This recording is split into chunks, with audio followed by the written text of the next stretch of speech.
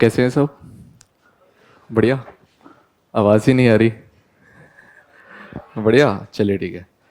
तो पहले एक बार शुरू करने से पहले ये जानते हैं कि किन लोगों ने पहले दे रखा है यूपीएससी का एग्ज़ाम। एक बार हाथ खड़ा करिए। सब फ्रेश है, ओके डन। चलिए ठीक है। तो यूपीएससी क्लियर करने के लिए मेनली अगर देखा जाए तो एसए का बड़ा इंपॉर्टेंट रोल रहता है। सबको पता होगा। जीएस के भी हम मार्क्स देखते हैं। जीएस में क्या है, मोर ओवर सेम मार्क्स रहते हैं। एथिक्स और एसए और ऑप्शनल, तीन चीज़ों पे जिसकी कमांड अच्छी है तो उसका क्लियर हो जाएगा। तो जब मैंने स्टार्टिंग में तैयारी करी थी तो सबसे बड़ा कन्फ्यूजन ये था कि एसए कैसे अटेम्प्ट करें, एसए का क्या फ्रेमवर्क रहना चाहिए। तो फिर कई बार डिस्कशन हुआ और एक ट्राइड एंड टेस्टेड एक फॉर्मूला निकाला कि भाई एसए एक फ्रेमवर्क में अपन को अटेम्प्ट करना है। नॉलेज सबके पास होती है, लेकिन दिक्कत क्या होती है एग्जामिनेशन में नॉलेज को निकालना। अगर आपके पास राइट फ्रेमवर्क है तो वो हो जाएगा। यूपीएससी का एग्जाम इतना डिफिकल्ट नहीं है, लेकिन जो टाइम कंस्ट्रेंट रहता है और जो एग्जाम का प्रेशर रहता है वो उसको डिफिकल्ट बना देता है। तो एक एग्जाम्पल मैंने किसी से सुना था कि भाई यूपीएससी में सर इतने सारे क्वेश्चंस आते हैं तो उनको कैसे अटेम्प्ट करें, क्या करें। तो आप कभी होटल में खाना खाने गए हैं तो पनीर के बड़े सारे ऑप्शंस रहते हैं, बटर पनीर मसाला, कढ़ाई पनीर। तो डिफरेंस क्या रहता है कि ग्रेवी सबकी सेम रहती है और वो फाइनल आउटपुट चेंज हो जाता है। तो आपको ग्रेवी इन द सेंस कि आपको फ्रेमवर्क एक तैयार रखना है। ऐसा नहीं कि एग्जाम में जाके मैं सोचूंगा या सोचूंगी कि ये लिख दूंगा, तो वो नहीं हो पाएगा। अगर आपने पहले से तैयारी नहीं करी according to the right framework तो आपका सिलेक्शन होने के चांसेस कम हो जाते हैं। ठीक है। यूपीएससी एग्जाम ऐसा नहीं है कि लक पे भी डिपेंड करता है, लेकिन हम क्या कर सकते हैं, अपनी मेहनत से लक वाला पोर्शन को कम कर सकते हैं। अगर मैं बोल रहा हूँ तो ऐसा नहीं मैं कुछ बहुत ज़्यादा आता है मुझे। इस टाइम मेरा लक फेवर करा कि मेरा ही रैंक आ गई। लास्ट टाइम नहीं था, लास्ट टाइम मैंने इंटरव्यू दिया था, लास्ट टाइम नहीं हो पाया था। तो बहुत ही एक माइन्यूट सा डिफरेंस है, इसलिए हमको राइट फ्रेमवर्क पे करना है। अब यूपीएससी में ऐसे का किसी ने वो देखा है कि सिलेबस पढ़ा है किसी ने यूपीएससी का? कितने लोगों ने पढ़ा है? इतने कम लोगों ने पढ़ा है। अच्छा, यूपीएससी की फुल फॉर्म तो पता ही होगी सबको, है ना? तो यूपीएससी में जो हम ऐसे लिखते हैं तो वहां पे लिखा हुआ है candidates must closely to the subject of ऐसे plus arrange them in orderly fashion plus be concise plus effective and exact expression. तो ये ही छोटी सी लाइन दे रखी है यूपीएससी में ऐसे के लिए कि आपको सब्जेक्ट समझना है, आपको वो लिखना है जो पूछा गया है, ना कि जो आपको आता है। डिफरेंस पता चला? मुझे आता ही बड़ी सारी चीजें हैं, लेकिन जो पूछा है अगर मैंने वो नहीं लिखा तो मुझे मार्क्स नहीं मिलेंगे। ठीक है। ऑर्डरली फैशन, ऐसा नहीं कि कंक्लूजन पहले लिख रहे हैं, इंट्रोडक्शन कहीं और लिख रहे हैं और वो कुछ लिख रहे हैं। अगर फ्रेमवर्क करेक्ट है, एक ऑर्डरली फैशन में लिखा हुआ है तो मार्क्स मिलेंगे।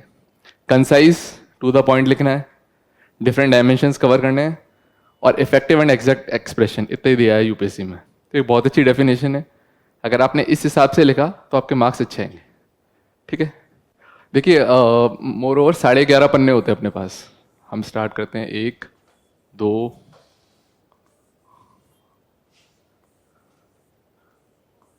ये मैं पेपर में बना लेता था कि मुझे पता है कि किसमें क्या लिखना है।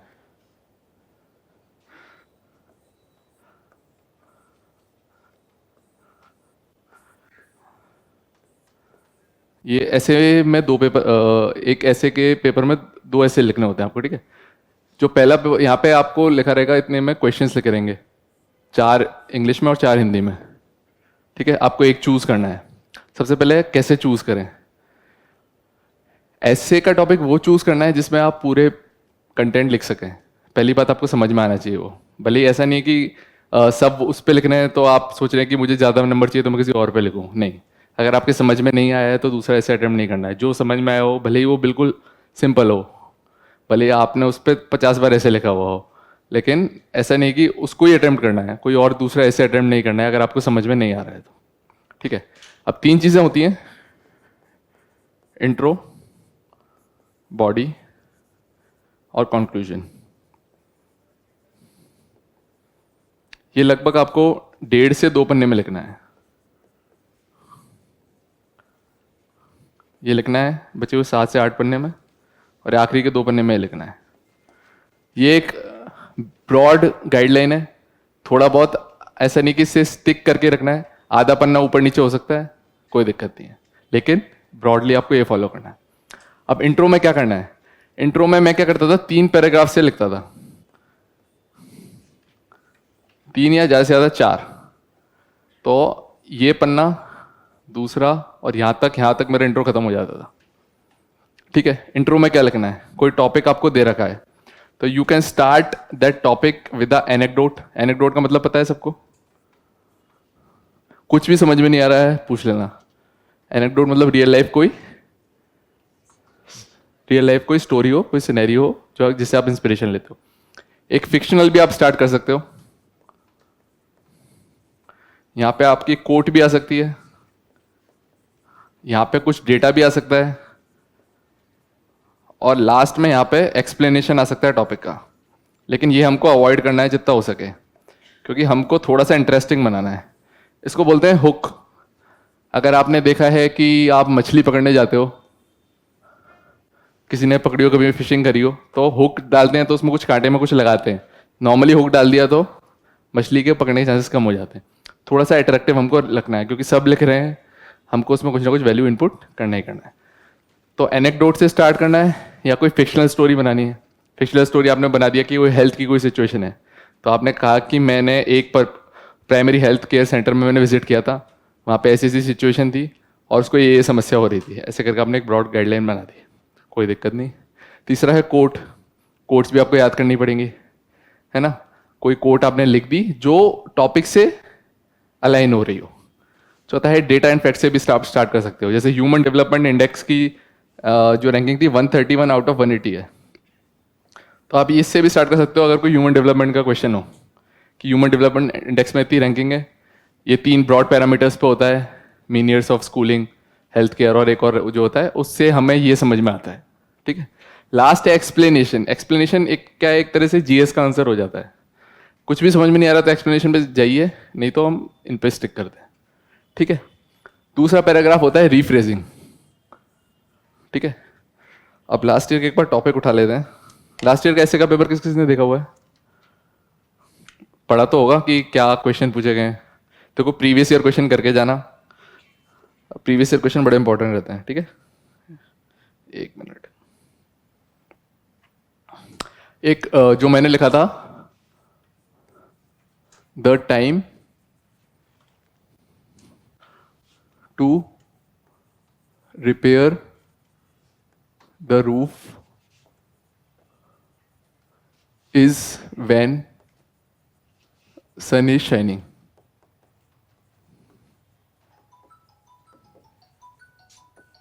ठीक है, ठीक है ना। तो इसमें हम क्या करेंगे, तो जो हमने जो पहला जो पेज था उसमें हमने यहाँ पे एनेक्डोट या स्टोरी से स्टार्ट करा, है ना। अब उसे हम लिंक करेंगे सेकंड पैराग्राफ। सेकंड पैराग्राफ में we will provide explanation of the topic कि क्या है। तो इसमें क्या है, हमको रिफ्रेज करना है। रिफ्रेज करना क्या होता है, तो जो ये है कि टॉपिक है the time to repair the roof is when sun is shining. अच्छा, कोई मुझे बताएगा इसका मतलब क्या है? इंटरेक्टिव सेशन है, कोई दिक्कत नहीं है। पहली बार मैंने ऐसे लिखना स्टार्ट किया था तो मुझे कुछ भी नहीं आता था, मतलब आप लोग मुझसे अच्छे लिखते होंगे फॉर श्योर। तो इसका मतलब किसी को पता हो? हाँ, और इजी लैंग्वेज में कोई बताना चाहे? Precaution is better than cure. और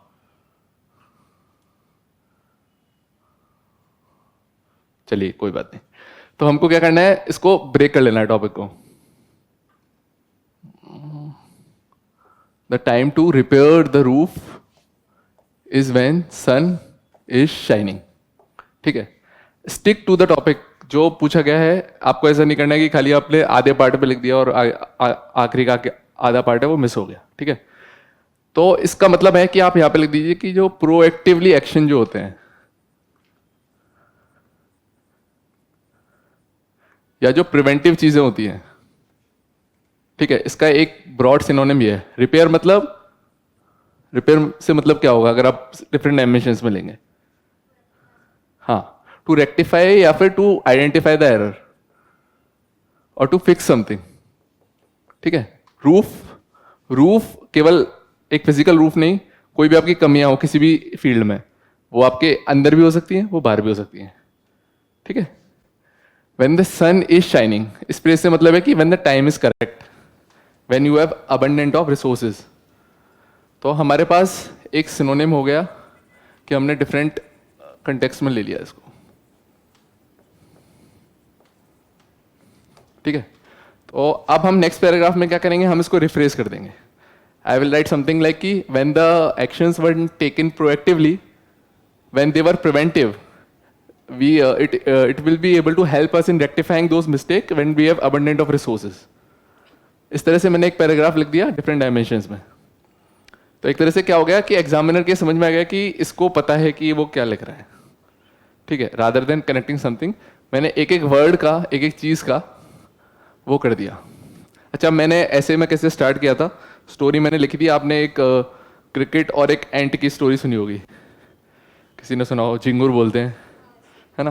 तो क्या था कि जब गर्मियाँ थी तो जो चींटी थी वो इकट्ठा कर रही थी चीज़ों को, व्हेन सन वॉज शाइनिंग। लेकिन जब जैसे तो झिंगुर था वो कुछ नहीं कर रहा था, जो क्रिकेट बोलते हैं, वो बस मज़े कर रहा था। वो बोला कि क्या ज़रूरत है। लेकिन जब सर्दियाँ आई तो क्या हुआ कि जो चींटी के पास था अबंडेंट ऑफ रिसोर्सेज था, अबंडेंट ऑफ खाना था, लेकिन उसके पास कुछ नहीं था। तो एक एप्ट एग्जाम्पल है ये, कोई मैंने बहुत बड़ी कोई स्टोरी नहीं है, ये छठी क्लास में हम पढ़ते हैं। तो ऐसा नहीं है कि आपने जो कॉमिक्स में पढ़ी हो, जो स्टोरी जो घर पे पढ़ते हो वो भी लिख सकते हो, कोई दिक्कत नहीं है। फिर मैंने उसको ऐसे कनेक्ट करा कि जो उसने प्रोएक्टिव एक्शन लिए थे, कि जब टाइम वॉज राइट, है ना, तो उसमें हम उसके पास वो उसने अपनी रूफ प्रिपेयर कर ली थी, एक शील्ड, एक शेल्टर प्रिपेयर कर लिया था, ठीक है। ऐसे ही हमें लाइफ में करना चाहिए, ठीक है। अब ये हो गया हमारे दो पैराग्राफ, ये एक्सप्लेनेशन दो में भी जा सकता है, मोर ओवर 100 वर्ड्स के लगभग हो गया, ठीक है। अब अगले में क्या करना है, अगले में हमको कनेक्टिंग पैराग्राफ डालना है। तो कनेक्टिंग पैराग्राफ कैसे डालेंगे, एक बहुत अच्छा वो है, थीसिस स्टेटमेंट भी बोलते हैं। इसमें आपको पूरे ऐसे की गाइडलाइन को डिफाइन कर देना है। कैसे कि this essay is an endeavour to find out how you can prepare the roof when the sun is shining and what are the basic things that you need while preparing the roof. अब इसमें क्या करेंगे, हम इस ऐसे को different dimensions में explore करेंगे। तो ये जो पैराग्राफ है, ये जो लाइन है, ये आपको, ये एग्जामिनर को ये दिखाएगा कि आप कैसे ट्रांजिशन कर रहे हो इंट्रोडक्शन से बॉडी पे, कि this essay is an endeavour to find out this things, और ये हम क्वेश्चंस पूछेंगे, ठीक है। अब देखा जाए पिछले 2 साल यूपीएससी में फिलोसफिकल एसेज पूछे जा रहे हैं। आप केवल जीएस वाले एसेज पे भरोसा नहीं कर सकते, फिलोसफिकल एसेज के फायदे भी हैं, नुकसान भी हैं। फायदे ये हैं कि आपकी कोई लिमिट नहीं है, आप किसी भी डायरेक्शन में लिख सकते हो। नुकसान ये है कि इंटरप्रेट करना बड़ा मुश्किल हो जाता है कई बार।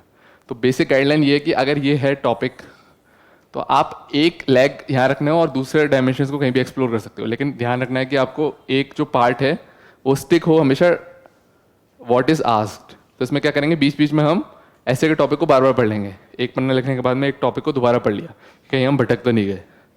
कई लोग क्या, जब मैं स्टार्टिंग में करता था तो मैंने स्टार्ट तो सही करता था, लेकिन बीच में जाते जाते कुछ और लिखने लग जाता था, क्योंकि ऐसे इतना बड़ा होता है। जीएस का आंसर तो छोटा सा होता है, आपको याद रहता है कि क्या पूछा गया है। ऐसे में कई बार भावनाओं में बह जाते हैं और कुछ और लिख देते हैं। तो भावनाओं में नहीं बहना, इसके लिए क्या करना है, बीच बीच में टॉपिक को बार बार पढ़ना है कि क्या पूछा गया है। और उसके लिए ये स्ट्रेटेजी बड़ी काम देती है कि जब हम ब्रेनस्टॉर्मिंग करते हैं, ठीक है। तो अब इंट्रोडक्शन सबको क्लियर है कि कैसे करना है। 3 चीज़ें हैं, एनेक्डोट या किसी स्टार्ट ही करना है, दूसरा है उसको ही रिफ्रेश कर देना है, उसको एक्सप्लेन कर देना है in the context of the ऐसे, तीसरा है कनेक्टिंग जो स्टेटमेंट होता है कि दिस ऐसे विल एग्जामिन दिस थिंग्स, और कैसे हम बॉडी में ट्रांजिशन कर रहे हैं। तो ये बेसिक से एक ब्रॉड गाइडलाइन है, या फॉलो कर सकते हैं क्योंकि ये ट्राइड एंड टेस्टेड है, बहुत सालों से पहले किया है, तो इससे हो जाता है, कोई दिक्कत नहीं आती। इसके अलावा जो भी नई चीज़ें वो भी कर सकते हो, कोई दिक्कत नहीं है, जो आपको लगता है कि ये सही है। लेकिन ये एक इसलिए फ़ायदेमंद है कि ये टॉपिक से अलाइंड है, और आपको एक चीज़ दी है एग्जामिनर को जो उसको क्वेरी या फिर कुछ इंटरेस्ट पैदा करे। तो ये सारे टॉपर्स का सबका ये फॉर्मूला है, ठीक है। अब जो बॉडी का जो पार्ट होता है, बॉडी को हम कैसे करेंगे। बॉडी में देखो फिलोसफिकल एसेज में 2 चीज़ें होती हैं। पहला है कि डायमेंशंस को एक्सप्लोर करना, दूसरा पार्ट है एनालिसिस।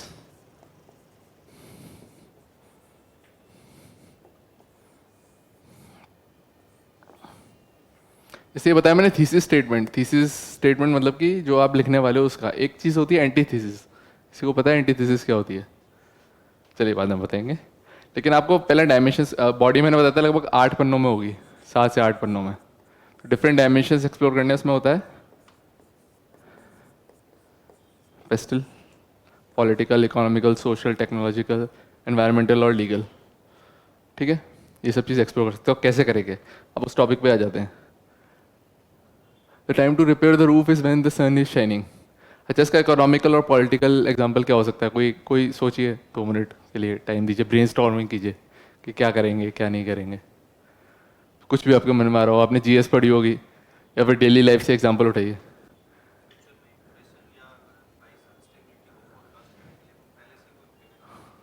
देखिए इन्होंने बहुत अच्छा बताया कि जो मॉनेटरी पॉलिसी हमारी क्या काम करती है, ये करती है कि पहले से फोरकास्ट कर देती है कि कितना इन्फ्लेशन रहेगा और प्रोएक्टिव डिसीजन ले लेती है। तो मैंने भी ये एग्जांपल लिखा था इकोनॉमिक में। ठीक है, अब और किसी में? हाँ, तो कैसे एडमिनिस्ट्रेशन ले सकता है? एडमिनिस्ट्रेशन ने क्या करा था वहाँ पर? साइक्लोन शेल्टर्स बनाए थे, और उड़ीसा का एग्जांपल भी आया था, एक कहीं पे प्राइज भी मिला था उसको इंटरनेशनल लेवल पे कि कैसे उन्होंने प्रोएक्टिवली मेजर्स लिए थे। तो उन्होंने पहले ही तैयारी कर ली थी। बहुत अच्छा एग्जांपल है। 2 एग्जांपल हो गए हमारे पास, आप लोग ही दे रहे हैं कि एक तो हुआ एडमिनिस्ट्रेशन का उड़ीसा में, एक हुआ इकोनॉमिक का, ये हो गया मॉनेटरी पॉलिसी कमेटी। और बताइए? Crop insurance for farmers, agriculture में प्रधानमंत्री फसल बीमा योजना भी लिख सकते हो आप, इंश्योरेंस। ठीक है, और बताइए? बहुत अच्छी बात है, मेडिकल और हेल्थ में भी एग्जांपल आ गया। तो देख रहे हो कितने डायमेंशंस खुल रहे हैं कि जो आप एग्जांपल लिख सकते हो। एक राहुल कुमार या फिर कहाँ आईएएस ऑफिसर थे, तो उससे क्या नॉलेज भी बढ़ेगी, उसको एथिक्स में भी लिख सकते हो आप। एथिक्स की नॉलेज को यहाँ यूज़ करना है कि एक डीएम थे वहाँ पे, उन्होंने प्रोएक्टिवली किया है। एक महाराष्ट्र में भी एक आईएएस ऑफिसर थे जो डॉक्टर थे, तो डॉक्टर होने का क्या फ़ायदा है कि डॉक्टर एज अ डॉक्टर उन्होंने पहले ही एक्शंस ले लिए जो शायद और किसी फील्ड का जो ऑफिसर होता है वो नहीं कर पाता। तो यहाँ पे एग्जांपल्स लिखोगे, डेटा एंड फैक्ट्स भी लिख सकते हो कोविड के टाइम पे। और बताइए? क्या चीज़? Security before elections. ठीक है, कि कैसे इलेक्शन से पहले, या फिर कोई जैसे राजस्थान में आपने सुना होगा कि मॉब वायलेंस हुई थी करौली वगैरह में, तो पहले से अगर जो इंटेलिजेंस की नॉलेज थी, तो अगर पुलिस विभाग जो है पहले से एक्शन ले लेता तो जो हिंसा हुई थी वो नहीं होती। तो जो सेंट्रल इंटेलिजेंस की नॉलेज है उसको हम यूज़ कर सकते हैं। ठीक है, और बताइए? इंटरेक्टिव सेशन है, आप जितने डायमेंशन दे सकते हैं खुल के सोचना है और खुल के आंसर देना है, क्योंकि ब्रेन स्टॉर्मिंग के टाइम पे ये करना है। Red alert before monsoon, monsoon ले सकते हो, या मेट्रोलॉजिकल डिपार्टमेंट ने रेड अलर्ट दी थी। ठीक है, और बताइए? 1 मिनट, हाँ।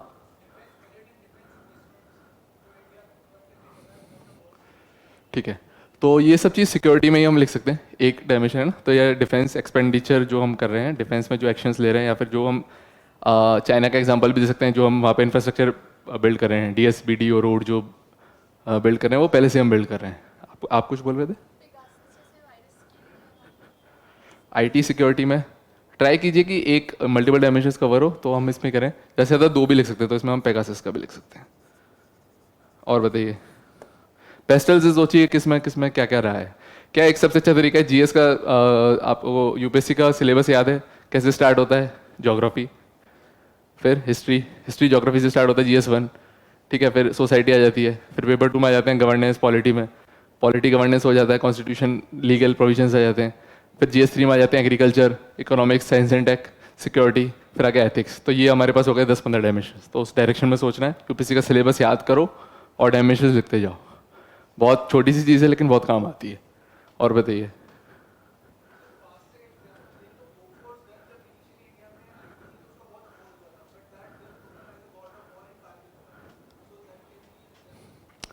ये थोड़ा सा एप्ट नहीं बैठ रहा है कि बोफोर्स गन, मतलब जो इसमें हम ऐसे बोल सकते हैं कि जो पहले यूज़ में नहीं थी, जो टाइम के साथ में वो यूज़ में आ गई है।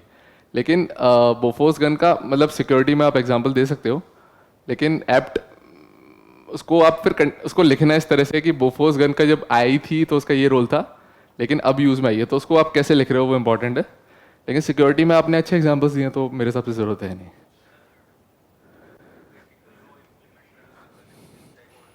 हम्म,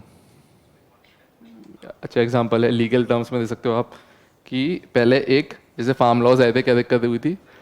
हाँ, तो यूसीसी और फार्म लॉज में हम कंसेंसस बिल्ड कर रहे हैं कि पहले जो कॉन्फिडेंस बिल्डिंग मेजर्स हो, इससे क्या होगा कि रूफ प्रिपेयर्ड हो, ताकि आगे जाके कोई दिक्कत नहीं हो। तो कोई भी लॉ इम्प्लीमेंट करते रहें। एक मिनट जी। बहुत अच्छा एग्जांपल दिया है इन्होंने। इन्वायरमेंट एंगल हमेशा लिखना है आपको, ठीक है, एक बार याद रखना।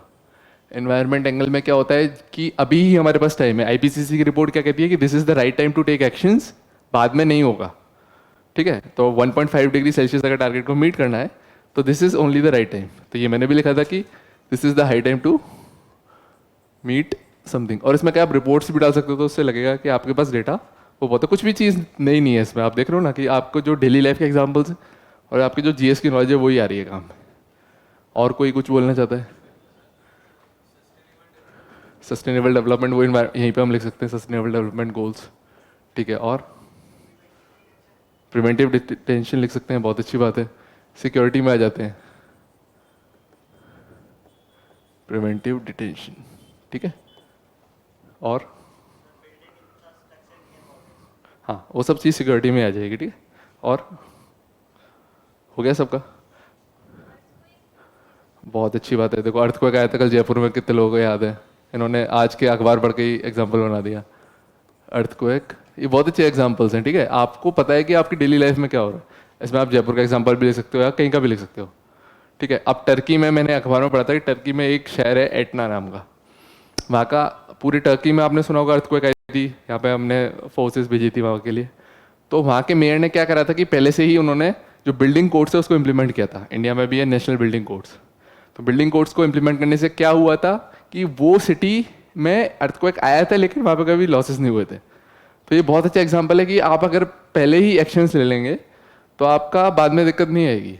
ये एग्जांपल आप लिखो कि जहाँ भी इम्प्लीमेंट हुआ है, तो ये अर्थक्वेक का बहुत अच्छा एग्जांपल है। और बताइए क्या चीज़? हाँ, डिजास्टर रेजिलिएंट इंफ्रास्ट्रक्चर कुछ ना कुछ यहीं पे आ जाता है। हाँ ठीक है, बहुत अच्छी बात है। स्किल डेवलपमेंट में भी आ गए, देखो अब ह्यूमन रिसोर्सेज की बात आ गई। स्किल डेवलपमेंट, ठीक है। एजुकेशन पॉलिसीज, ये भी लिख सकते हैं कि राइट टाइम पे न्यू एजुकेशन पॉलिसीज। हाँ, अब इसको लिंक कैसे करोगे? India is going to be the most populous country. तो गवर्नमेंट ने क्या किया, टाइमली न्यू एजुकेशन पॉलिसी लेके आए हैं। क्यों लेके आए हैं? ताकि डेमोग्राफिक डिविडेंड हो वो डेमोग्राफिक डिजास्टर में कन्वर्ट हो जाए। हमारे पास जो विंडो है कितने साल की है? लगभग 30-40 साल की जो विंडो है, कि उस टाइम पे हमारी वर्कफोर्स सबसे ज़्यादा रहेगी। तो अगर हम उसका यूज़ नहीं करा, राइट स्किलिंग नहीं हुई, तो कुछ काम की नहीं रहेगी वो, जैसे चाइना ने पहले की थी। तो इसलिए बहुत अच्छा एग्जाम्पल है कि गवर्नमेंट का एक प्रोएक्टिव डिसीजन है। ठीक है, और देखो हमारे पास अब बहुत सारे डायमेंशंस हो गए। 1 2 3 4 5 6 7 8 9 10 डायमेंशंस हो गए। लगभग हमारे पास अब फॉर्डर हो गया है 7 से 8 बनने का। ठीक है, तो ये सब एग्जाम्पल्स आप लोगों ने दिए और सारे ऐप्ट हैं यहाँ पर। अब इनको लिखना कैसे है, वो चीज़ है। तो हम पीछे आ जाते हैं। ठीक है, अब क्या करना है, मैं क्या करता था कि एग्जामिनेशन में इतना टाइम रहता नहीं है, तो मैं यहाँ लिख देता था जो हम जो पहले ब्रेनस्टॉर्मिंग कर ली, ये मुश्किल से 10 मिनट लगे होंगे। और वो तो इस लेवल पे है, जैसे जैसे आप करते जाओगे तो ये 5 मिनट का काम है, 5 मिनट में आप सारे डायमेंशंस लिख दोगे। ठीक है, तो अब क्या करें, यहाँ पे लिख दिया मैंने सोशल, जो भी हमने देखे थे, इकोनॉमिकल वो इस सिलेबस के हिसाब से, पॉलिटिकल, इन्वायरमेंटल। मतलब एक पेज पे मैं 3 पैराग्राफ से ज़्यादा नहीं लिखता था। ठीक है, फिर यहाँ पे भी जो थे हमने सिक्योरिटी वाला एस्पेक्ट, यहाँ पे अलग, यहाँ पे अलग, यहाँ पे वर्ल्ड वाला, यहाँ पे एजुकेशन पॉलिसी वाला, यहाँ पे स्किलिंग वाला।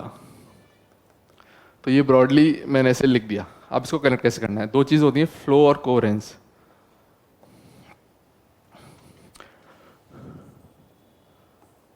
फ्लो,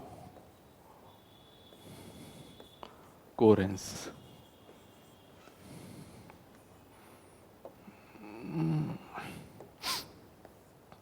इनका मतलब पता है किसी को? Flow is the transition of ideas.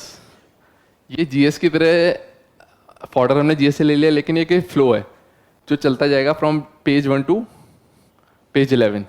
ऐसा नहीं होगा कि बीच में कुछ एब्रप्ट एंड आ जाए।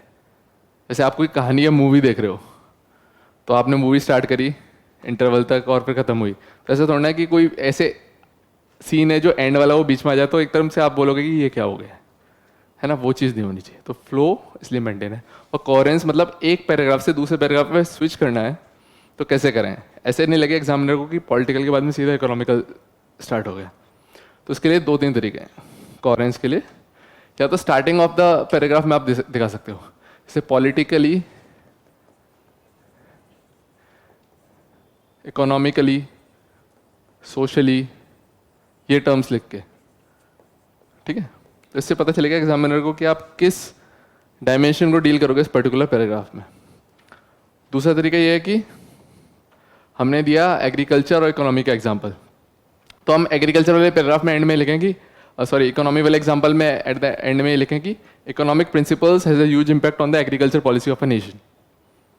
समझ में आया आपको? Economical principles has a huge effect on the agriculture policy of a nation. तो मैंने इकोनॉमी से लिंक कर दिया एग्रीकल्चर को at the end of economic वाले पैराग्राफ, ठीक है। तो इससे क्या पता चला स्टूडेंट्स को, एग्जामिनर को, कि इकोनॉमी के बाद में मैं एग्रीकल्चर वाले डायमेंशन को कवर करूंगा। तो उसमें मेरे को स्टार्टिंग में एग्रीकल्चरली लिखने की ज़रूरत नहीं है। आया समझ में? कुछ डाउट? कि या तो आप किसी पैराग्राफ के स्टार्टिंग में एक कीवर्ड दे दें कि मैं इकोनॉमिकली इसको डील करूंगा, या फिर पिछले पैराग्राफ के एंड में आप एक लाइन ये लिख दें कि मैं अगले पैराग्राफ में क्या बोलने वाला हूँ। इसको बोलते हैं कोहेरेंस। इसमें क्या कनेक्टेड होता है, ये लिंकिंग पैराग्राफ होते हैं, ठीक है। तो ऐसे आपको सिक्योरिटी और मेडिकल में भी कर सकते हैं, किसी में भी कर सकते हैं। लाइक ऐसे बोलते हैं कि geography has a huge impact on the history of a nation, geography has a huge impact on the policy of a nation, ठीक है ना। अब मैं मेडिकल से भी कवर कर सकता हूँ कि in the medical during COVID times proactive role of administration played a huge role. तो उसके बाद मैं एडमिनिस्ट्रेशन वाला एग्जाम्पल में दे सकता हूँ कि ओडिशा में क्या हुआ था। तो एक पैराग्राफ को दूसरे से आप लिंक कर सकते हो। ये चीज़ आएगी, लिखोगे जितनी बार उतना आएगा। तो फिर ये हो गया है हमारा कोहेरेंस का चीज़, और ये हो गया फ्लो की चीज़। इसमें किसी को कोई दिक्कत? आराम से पूछो, कोई दिक्कत नहीं है, ठीक है। मैं भी जब पहली बार आया तो मुझे कुछ समझ में नहीं आता था, धीरे धीरे जैसे लिखता गया उतना उतना क्लियर होता गया। तो बेसिक आइडिया ये है कि कोहेरेंस का मतलब कि जो आप ऐसे लिख रहे हो उसमें एक फ्लो मेंटेन हो और कनेक्शन होता रहे अच्छे से, है ना। क्योंकि ऐसे इज लाइक अ स्टोरी में बीच में एब्रप्ट एंड नहीं आ सकते, पॉइंट वाइज नहीं लिखते, इसलिए इसको हम पैराग्राफ में लिखते हैं। जीएस का आंसर हम पॉइंट वाइज लिखते हैं। वहाँ पे हमको नॉलेज दिखानी होती है, हमको स्टोरी टेल करनी होती है। जो जितना अच्छा कहानीकार होगा, जितना अच्छा प्लॉट जो क्रिएट करेगा, उसको उतने अच्छे नंबर मिलेंगे, ठीक है। और जितना अच्छा कनेक्शन होगा, जितना स्मूथ ट्रांजिशन होगा बिटवीन पेजेस, बिटवीन पैराग्राफ्स, ठीक है। तो इस तरह से हमारा ये डिफरेंट डायमेंशन से इसको हम कवर कर लेंगे, ठीक है। अब जो है, अब हम एनालिसिस वाले पोर्शन में आते हैं कि ये तो सब कवर कर रहे हैं। आखिरी के 2 पन्ने, अब हमारे पास लगभग 4 पन्ने बचे हैं। एनालिसिस करेंगे। एनालिसिस के लिए हम पहले पेज पे आ जाते हैं। 1 मिनट। हाँ, तो मैंने बताया था कि इंट्रो हो गया, बॉडी हो गई। बॉडी में क्या करा हमने, जो टॉपिक है उसको एक्सप्लेन कर दिया डिफरेंट डायमेंशंस में। अब हम एक पोर्शन और कर सकते हैं, अगर आपके पास टाइम हो, या फिर आपका अगर टॉपिक आपको समझ में आ रहा है तो एनालिसिस। इसमें हम 2 सवाल पूछ सकते हैं। अच्छा, एक कोहेरेंस का एक एग्जांपल और देना भूल गया मैं। 2 एग्जांपल तो मैंने आपको बताया था कि या तो स्टार्टिंग में कीवर्ड हो, या फिर पैराग्राफ के एंड में आप कुछ ऐसा लिखते हैं, या फिर आप क्वेश्चन भी पूछ सकते हैं। क्वेश्चन कैसे पूछ सकते हैं कि does the economic policy have a impact on the agriculture too, question mark लगा के फिर नेक्स्ट पैराग्राफ में स्टार्ट कर सकते हैं। क्वेश्चन भी पूछ सकते हो, स्टेटमेंट भी दे सकते हो। तो अपन को क्या करना है कि अलग अलग चीज़ें यूज़ करनी है। तो उससे क्या है कि एक मोनोटोनस नहीं हो जाता ऐसे में। किसी भी पैराग्राफ के स्टार्टिंग में क्वेश्चन भी पूछ सकते हो आप। Question is a great medium to connect things. जैसे हम एनालिसिस करेंगे तो हम क्वेश्चन पूछ के करेंगे।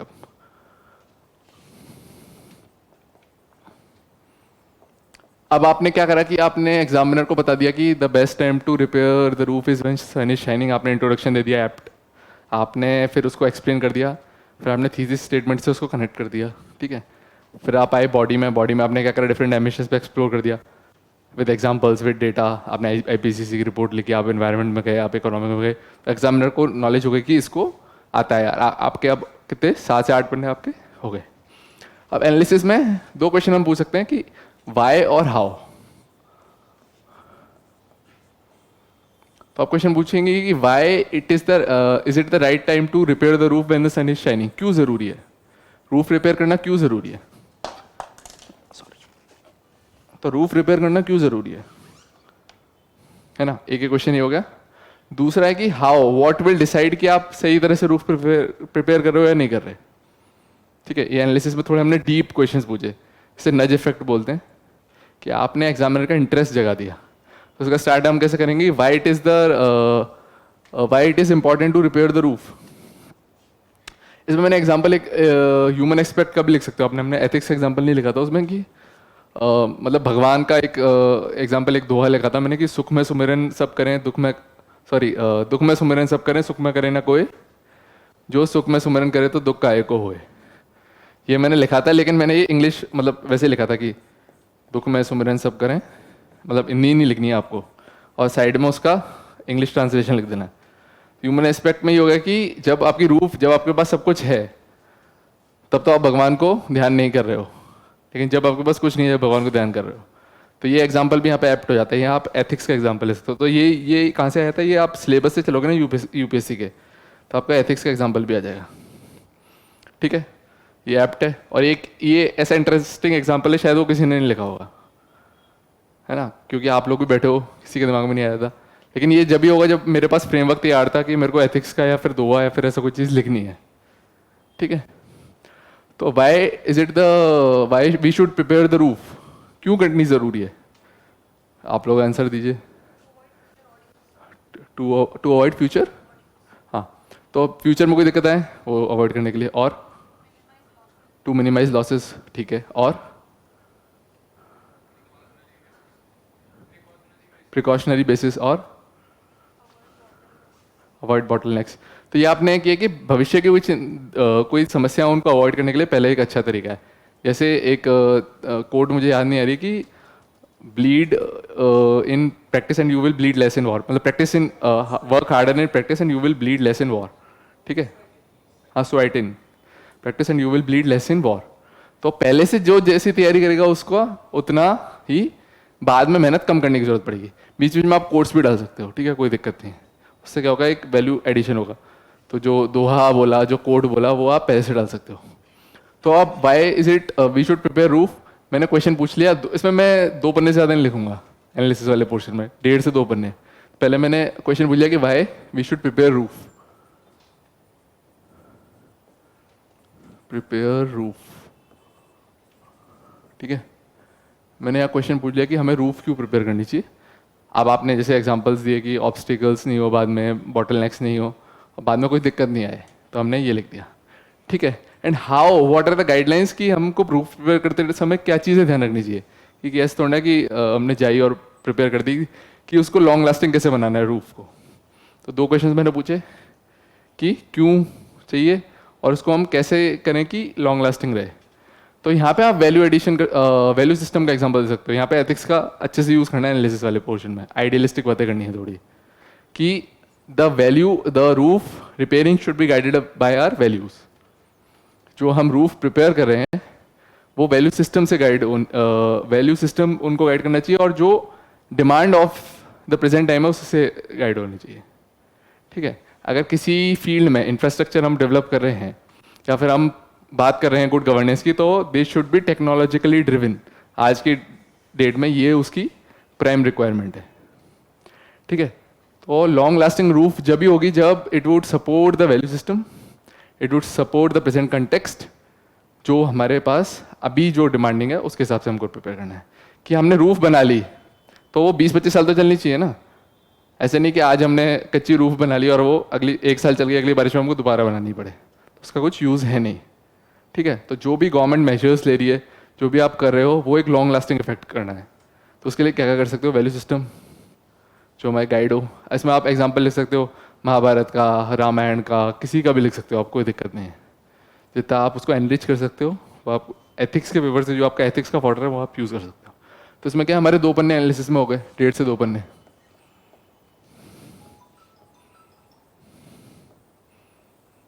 अब हमारे पास आ गया कंक्लूजन। ठीक है, कंक्लूजन में हमेशा 2 पन्ने लिखने हैं, जीएस का आंसर की तरह नहीं, एक पैराग्राफ में खत्म कर दिया। अच्छा, आपके हिसाब से कंक्लूजन में क्या आना चाहिए? समरी आनी चाहिए, क्या आना चाहिए? एसेंस आना चाहिए, और समरी, और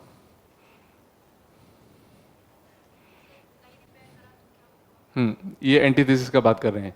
मैंने बताया था ना एंटीथेसिस क्या होता है। Antithesis is the just reverse of thesis, मतलब जो पूछा गया है उसका उल्टा लिखना है। तो क्या है, एंटीथेसिस भी आप लिख सकते हो, इट विल मेक योर ऐसे मोर इंटरेस्टिंग, लेकिन एक पन्ने से ज़्यादा नहीं आना चाहिए वो। देखिए, एक चीज़ होती है कि आपके पास ये जो स्टेटमेंट दिया हुआ है, ये जो है ये एक स्टेटमेंट है, this is not a question. Statement दिया हुआ है, मतलब कि स्टेटमेंट का मतलब कि आपको इसके सपोर्ट में लिखना है। आपसे क्वेश्चन पूछे कि when we should prepare roof, तो उसमें आप कुछ भी लिख सकते हो, कोई दिक्कत नहीं है। लेकिन this is a blunt statement. Statement है कि आपको इसके फॉर में ही लिखना है, अगेंस्ट में नहीं जाना। अगेंस्ट में if you want to write, तो एक पन्ने से ज़्यादा नहीं होना चाहिए। आपने ज़्यादा अगेंस्ट में लिखा तो वो डिमांड को फुलफिल नहीं करेगा। एंटीथेसिस ने इन्होंने बोला है कि अगर हम रूफ प्रिपेयर नहीं करें तो क्या होगा। आप एनालिसिस वाला पोर्शन अगर आपको नहीं आ रहा है समझ में, तो आप एंटीथेसिस का एक पेज लिख सकते हो कि रूफ नहीं प्रिपेयर करा तो जो एनालिसिस वाला है उसका उल्टा हो जाएगा, कि ऑब्स्टिकल्स आ जाएंगे, बॉटलनेक्स आ जाएंगी, दिक्कतें होंगी बाद में। ठीक है, तो एक वो भी लिख सकते हो। एक ये भी तरीका है कि आपके ऐसे को इंटरेस्टिंग बनाए। ठीक है, लेकिन एक पन्ने से ज़्यादा मत लिखना।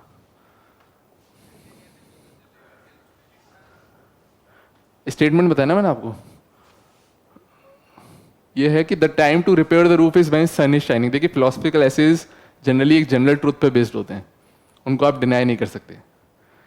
पिछले 4-5 साल के पेपर पढ़िए, जो भी पूछा गया है वो एक या तो एथिक्स का स्टेटमेंट या कोट है, किसी अच्छे इंसान ने कहा हुआ है, तो आप क्या है उसको डिनाई कर ही नहीं सकते। It is not a question. Question का हमें पहले पूछा जाता था जीएस में कि आपको फॉर में लिखना है, अगेंस्ट में लिखना है। तो ये एक स्टेटमेंट है। स्टेटमेंट है कि उन्होंने दे रखा है कि the best time to repair the roof is when sun is shining. कोई क्वेश्चन मार्क नहीं है, कोई कुछ नहीं है। यहाँ पे फुल स्टॉप हो वो स्टेटमेंट होता है। फुल स्टॉप है मतलब ये एक स्टेटमेंट है और आपको स्टेटमेंट के फॉर्म में ही लिखना है, इसके सपोर्ट ही करना है। फिलोसफिकल एसेस की बात हो रही है जहाँ तक। ठीक है, जो जीएस वाले एसेस होते हैं उनमें आपको मैं एग्जांपल्स दे दूंगा जहाँ पे आपको सीधा क्वेश्चन दे रखा है कि ये क्या है। ठीक है, तो उसमें फिलोसफिकल एसेस में आपको ज़्यादातर जनरल ट्रूथ है, आप नेगेट नहीं कर सकते। किसी बड़े आदमी ने बात कही है या फिर किसी ऐसी कोई बात है जो यूनिवर्सल ट्रूथ है, फिलोसफिकल एसेस में कोर्ट यही होती है, हम उसको अगेंस्ट में जा ही नहीं सकते, क्योंकि ना हमारे पास इतना एक्सपीरियंस है, ना हम उतने बड़े हैं कि हम उसको नकार सकें। तो क्या था?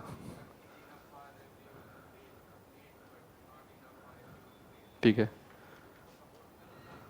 हाँ, तो ये उन्होंने पूछा है, बहुत अच्छा क्वेश्चन पूछा है कि अर्थ has enough for everyone need and, मैं लिख देता हूँ एक बार फिर हम बात करेंगे। Earth has enough for everyone need but not grid.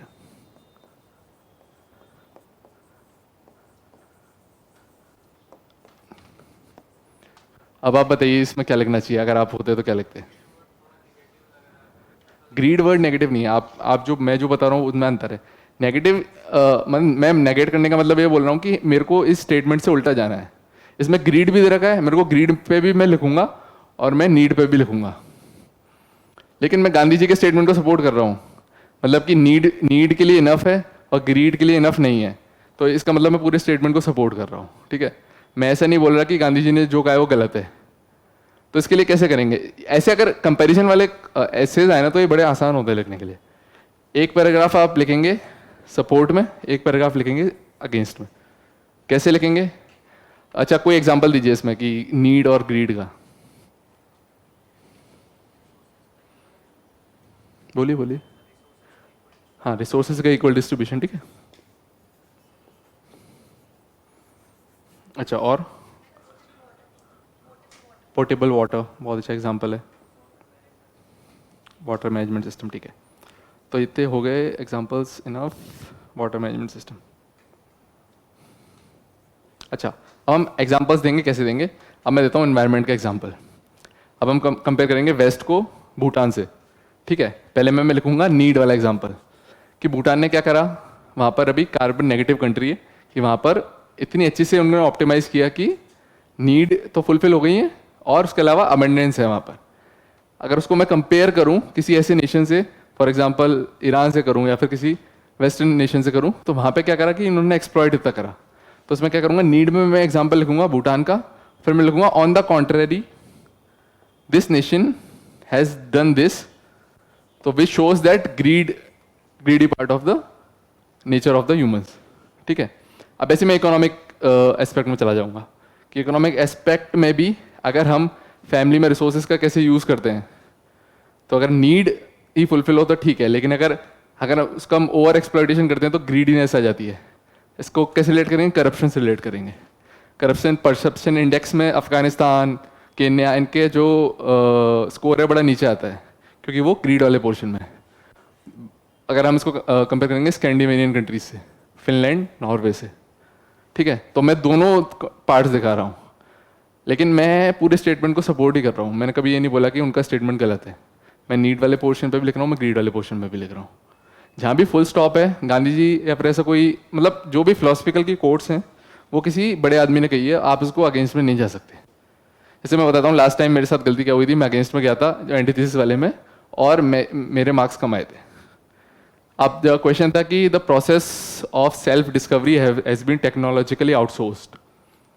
Last year question था, किसी ने पढ़ा है ना, कि जो प्रोसेस ऑफ सेल्फ डिस्कवरी था वो टेक्नोलॉजिकली आउटसोर्स कर दिया गया था।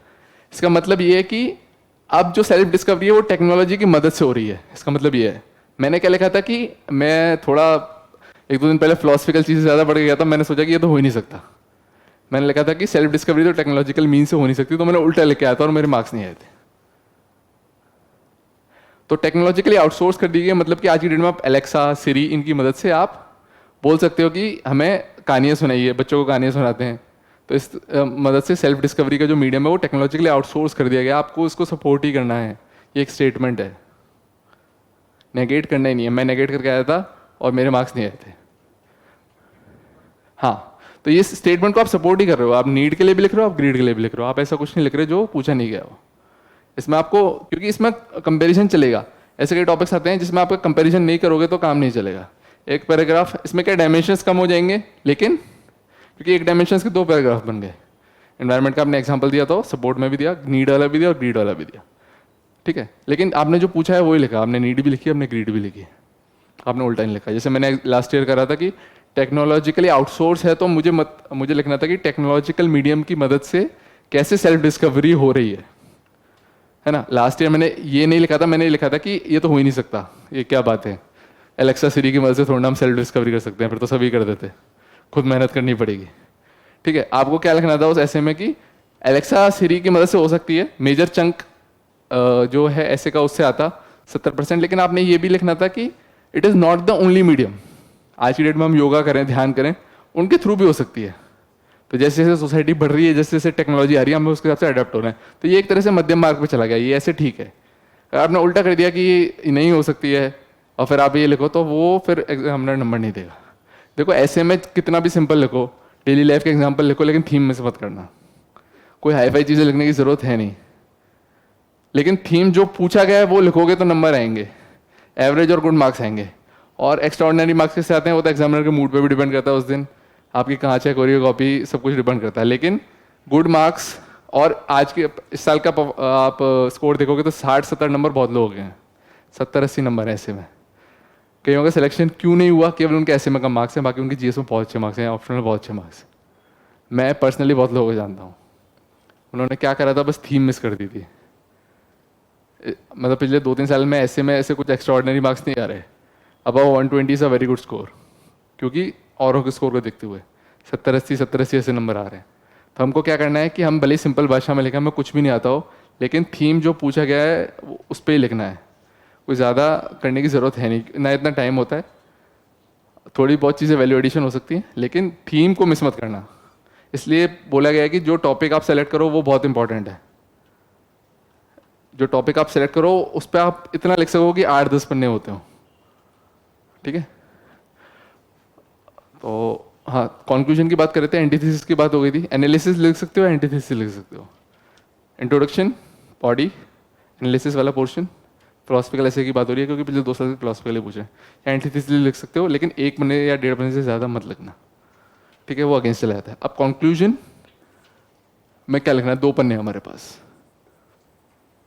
अच्छा, आपने स्टार्ट करा किसी रियोटोरिक से या फिर किसी स्टोरी से, तो उसको सर्कल को खत्म करने के लिए आप एंड में उसका एग्जांपल दे सकते हो। जैसे हेल्थ का कोई क्वेश्चन है, मैंने कोई फिक्शनल कैरेक्टर बना दिया सवेता, कि वो वहाँ पे गई थी, उनको वहाँ पे फैसिलिटीज़ नहीं मिली थी। मैंने पूरा ऐसे लिख दिया, तो मैं एंड में लिख दूंगा कि if these things were fulfilled Savita would have got the best health care possible.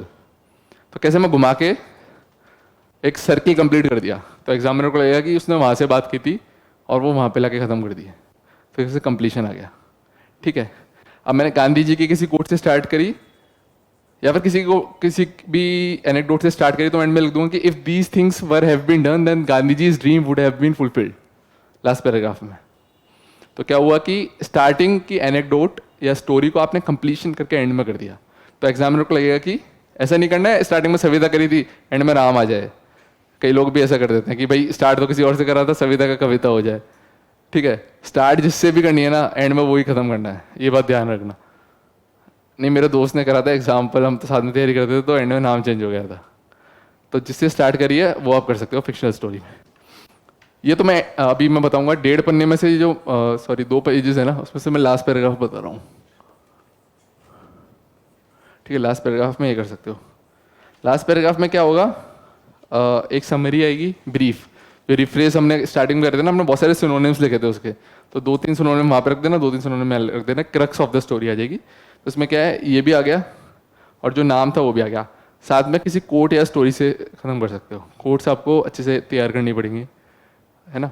Quotes वगैरह खुद की कलेक्शन बनाने पड़ेंगे, मेरे पास है, वो भी मैं शेयर कर दूँगा, कोई दिक्कत नहीं। तो एंड में क्या हो गया कि रिटोरिक को आपने ख़त्म कर दिया, एक क्रक्स दे दिया स्टोरी का, और या आपने किसी कोट या किसी से ख़त्म कर दिया। और बस अभी भी 1.5 पन्ना है। 1.5 पन्ने में हमारे पास जो वे फॉरवर्ड लगते हैं ना हम एजीएस के आंसर्स में, वो आना चाहिए, कि सॉल्यूशंस आने चाहिए। सॉल्यूशंस कैसे आएंगे कि कोई भी कोड दे रखी है आपको या कुछ भी दे रखा है, तो क्या करना चाहिए और क्या स्टेप्स हम ले सकते हैं। तो इसके 2-3 तरीके हैं। आप यहाँ लिखो फर्स्टली, सेकेंडली, थर्डली करके आपने 3 पैराग्राफ में 3 चीज़ें दे दी, ठीक है, कि हम ये एक्शन ले सकते हैं। इसमें आप बात करोगे, एथिक्स की बात करोगे कि अगर जो बेस्ट टाइम है जो रूफ को प्रिपेयर करने का है व्हेन सन इज शाइनिंग, तो हाउ, जब सन शाइन होता है जब क्या हेल्प होती है, और कैसे आप फ्यूचर जनरेशन को कुछ मैसेज दे सकते हो। तो उसमें 1.5 पन्ने में एक तरह का मैसेज आना चाहिए, ठीक है। कंक्लूजन में अगर आप समरी लिख दोगे तो समरी मेरे हिसाब से 1 paragraph is more than enough, 1 या 2 पैराग्राफ। इसमें कुछ आप नई चीज़ें लिखोगे, जैसे कोई कोड लिखी आपने, कोई दोहा लिखा या फिर कोई ऐसी चीज़ लिखी कि जो सपोर्ट करे उसको, है ना। आप जो सपोर्ट के लिए और एनेक्डोट्स आप बोलोगे कि स्टोरीज कहाँ से लानी है। हर साल गवर्नमेंट पद्मश्री देती है, ठीक है, पद्मश्री, पद्म भूषण, पद्म विभूषण। तो इसमें क्या एग्जाम्पल्स दे रखे होते हैं बहुत अच्छे अच्छे लोगों के। और क्या है, ऐसा होता है कि सोक्रेटिस की या किसी की लाइन है कि अगर एक क्वालिटी होती है तो उसके अंदर सारी क्वालिटीज़ होती हैं। जैसे गांधी जी को आप किसी भी जगह रख सकते हो, ऑनेस्टी में भी रख सकते हो, इंटीग्रिटी में भी रख सकते हो, ट्रूथ में भी रख सकते हो, डेडिकेशन में भी रख सकते हो। तो आपके पास 10 एग्जाम्पल्स हैं, तो आप उसको कहीं ना कहीं बिठा सकते हो। ऐसा नहीं होगा कि उस पर्टिकुलर के लिए कोई एप्ट एग्जाम्पल होगा। तो इससे अगर आप ऐसे एग्जाम्पल्स लिखोगे जो अभी न्यूज़ में है, तो उससे बड़ा हेल्प रहेगी। ये बेटर इंडिया नाम की एक साइट है, बेटर इंडिया। इसमें एग्जाम्पल्स हैं उन लोगों के जिन्होंने कुछ काम अच्छा किया है, ठीक है। तो ये साइट पे सर्व करके जो इंपॉर्टेंट एग्जाम्पल्स है वो आपको नोट डाउन कर लेना है कि भाई कैसे करें, क्या मैसेजेस आने चाहिए, क्या नहीं आने चाहिए, ठीक है। थोड़ी रिपोर्ट है जैसे नीति आयोग की, इंडिया @75, उसमें से आपको कंक्लूजन्स भी मिल जाएंगे, ठीक है। कहीं हम वो पढ़ते हैं क्या बोलते हैं, कुरुक्षेत्र पढ़ते हैं, योजना पढ़ते हैं, तो उसका पूरा नहीं पढ़ना है, केवल इंट्रो वाला पेज पढ़ना है जो एडिटर डेस्क से आता है। तो उसमें क्या है, बहुत अच्छे कंक्लूजन्स और बहुत अच्छे एग्जांपल्स मिलेंगे हर थीम के लिए। तो ये कंपाइलेशन पहले से तैयार करना है, ठीक है। बेटर इंडिया और फिलोसफिकल्स एसेस के लिए एक स्पीकिंग ट्री नाम की एक साइट है, थोड़ा सा उसमें आध्यात्म की बातें हुई है, तो एक दो चीज़ें वो भी वहाँ से कुछ ना कुछ उठा सकते हो आप। स्पीकिंग ट्री है मेरे हिसाब से, एक बार चेक कर लेना, टाइम्स ऑफ इंडिया में भी आता है, हाँ टाइम्स ऑफ इंडिया में भी आता है, तो ये वेबसाइट है, इसमें भी मिल जाएगा, ठीक है। तो इसमें क्या है, एथिक्स का फॉर्डर है वो यूज़ करना है एट द कंक्लूजन। और ये सब चीज़ कहने सुनने में अच्छी लगती है, लेकिन अब लिखना पड़ेगा, महीने में एक या दो ऐसेज लिखने ही लिखने, और बेसिकली इसी गाइडलाइन से स्टिक करके लिखने। तो क्या हमारे पास फ्रेमवर्क तैयार होगा ना, तो लिखना बड़ा आसान रहता है। फ्रेमवर्क तैयार होगा तो अकॉर्डिंग टू द टॉपिक या जो पूछा गया उसके अकॉर्डिंग आप लिख सकते हो, वरना फ्रेमवर्क के थोड़ा सा डिफिकल्ट हो जाता है कि आप मिस कर जाओ। अगर आपने ये फॉलो करा तो आप चांसेस है कि कम से कम है कि मिनिमम चांसेस है कि आप मिस करोगे। अगर इस फ्रेमवर्क में भी आपने कुछ भी लिख दिया ना, तो इतना मैं श्योर कर दूंगा आपको कि आपके एवरेज मार्क्स आ जाएंगे, एवरेज, और आप जो नेगेटिव वाली कैटेगरी में उसमें नहीं जाओगे, भले आप कुछ भी लिख के आओ उसमें। फ्रेमवर्क पता होगा, एग्जामिनर के सामने 3-4 पेजेस में आपकी इमेज बिल्ड हो जाएगी कि उसने ये लिखा होगा, वो सही लिखा होगा, है ना। अगर फ्रेमवर्क बिल्ड हो, उससे आप कनेक्ट कर सके हो, तो वो बड़ा इजी रह जाएगा। तो ये है कि आप एक ऐसे लिख सकते हो। अच्छा, आप किसी के कोई क्वेश्चंस, किसी को कुछ पूछना हो? हाँ,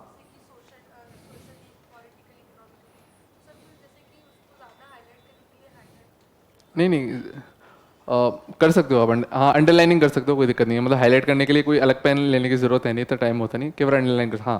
तो ऐसे आपने खत्म हो गया, जो कीवर्ड्स है ना हर पैराग्राफ में, उनको अंडरलाइन कर देना एक बार। इन्होंने सही बोला, मैं भी मिस कर गया था कि सोशली को आप अंडरलाइन कर सकते हो, इससे क्या होगा, एग्जामिनर को पता रहेगा कि इसमें कौन से पैराग्राफ में आपने किस चीज़ को एड्रेस किया, कोई दिक्कत नहीं। हाँ, रफ पेपर पे आप फ्लो चार्ट बना सकते हो। अच्छा, ऐसे में डायग्राम और फ्लो चार्ट का यूज़ मत करना, एक तरह से ये लिटरेरी डिवाइस है जो हम जीएस में यूज़ कर सकते हो, क्योंकि कई बार प्रोफेसर्स जो होते हैं, जो मैं जानता हूँ कि जो प्रोफेसर्स ही चेक करते हैं, तो वो थोड़ा सा ओल्ड स्कूल रहते हैं, तो वो इतना सपोर्ट नहीं करते। सब हेडिंग्स आप यूज़ कर सकते हो, लेकिन 3 से ज़्यादा मत करना, ठीक है। और किसी का कुछ डाउट?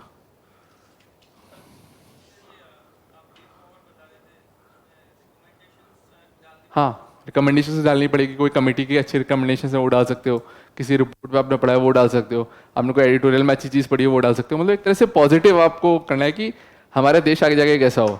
इसमें क्या, नेशन की इंडिया @75 में आप कर सकते हो कि इंडिया जो भी प्लानिंग कर रहा है, इसमें बहुत पॉजिटिव और बहुत अच्छा लिखना है कि देश, ह्यूमन, इसमें क्या टेम्पोरल पर्सपेक्टिव भी डाल सकते हो, मैं बताना भूल गया। देखो, दो चीज़ होती है, टेम्पोरल के हिसाब से भी डाल सकते हो, किसी भी ऐसे को स्टार्ट करो तो एक पेस्टल अप्रोच होती है बॉडी में, एक टेम्पोरल होती है। जैसे किसी ने अभी बताया भी था कि पास्ट में वो फोर्स गन का यूज होता था, तो पास्ट, प्रेजेंट और फ्यूचर। और एक चीज होती है वॉक्स ऑफ लाइफ,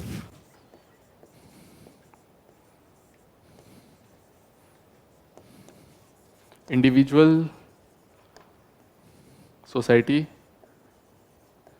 नेशन और इंटरनेशनल,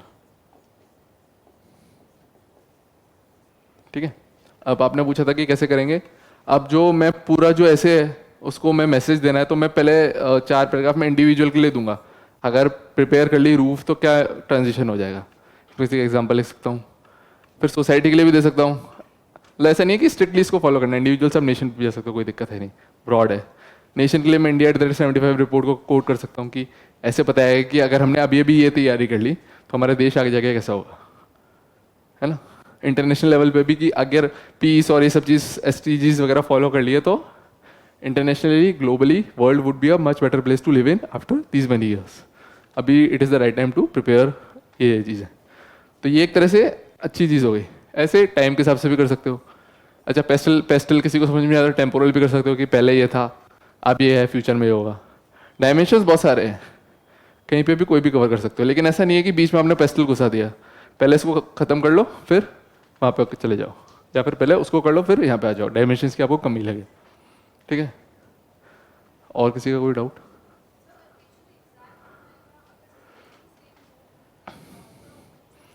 मीनिंग सेम हो तो मतलब एग्जैक्ट हो तो ज़्यादा अच्छा है, इन्वर्टेड कॉमा में लिख सकते हो। लेकिन मीनिंग भी सेम हो तो आप ये लिख सकते हो कि क्रक्स की इसने ये कहा था। लेकिन ऐसा नहीं हो कि वो किसी और ने कहा हो। देखो, नाम किसी का लिखना हो, अगर 100% श्योर हो तो ही लिखना कि इसने ये कोट कही है। नहीं पता हो नाम तो बेटर एक्सरसाइज इसकी खाली कोट लिखो। हमेशा खाली कोट लिखो, कभी भी नाम मत लिखो। अगर हमने नाम लिखा गलत हो गया ना कोई चीज़, तो फिर वो नेगेटिव एग्जाम्पल जाएगा। मतलब कोई भी डेटा फैक्ट यूज़ करो तो बिना किसी सोर्स के नाम के यूज़ कर सकते हो जीएस में, ओ सॉरी एसए में। अगर हमने सोर्स का कोट करा तो वो सही ही होना चाहिए, गलत मत लिखना, है ना। किसी का कोट है उसका क्रक्स लिख सकते हो, लेकिन एक्जैक्टली कोड यूज़ करो तो इन्वर्टेड कॉमास में यूज़ कर देना। और किसी का नाम लिखना हो तो आपको पता हो तो वही लिखना कि इसने ये कहा है, ठीक है। हाँ। हम्म। हाँ, तो उसमें पेजेस नहीं, मैंने पेजेस 4 to 5 नहीं बोलता, मैंने बोला डायमेंशंस 4 to 5 भी हो पाते हैं। पेजेस तो आप 6-7 कर सकते हो, कोई दिक्कत नहीं है। नहीं नहीं, उसमें तो आसान ज़्यादा इसलिए रहता है कि आपने जैसे इस पे लिखा सन वाले, इस पे रूफ वाले, उस पे तो आपने आप सबने बताया था 8-10 डायमेंशंस हो गए थे टोटल, ठीक है। उसमें क्या करेगा कि जैसे नीड और ग्रीड का उन्होंने एग्जांपल दिया था।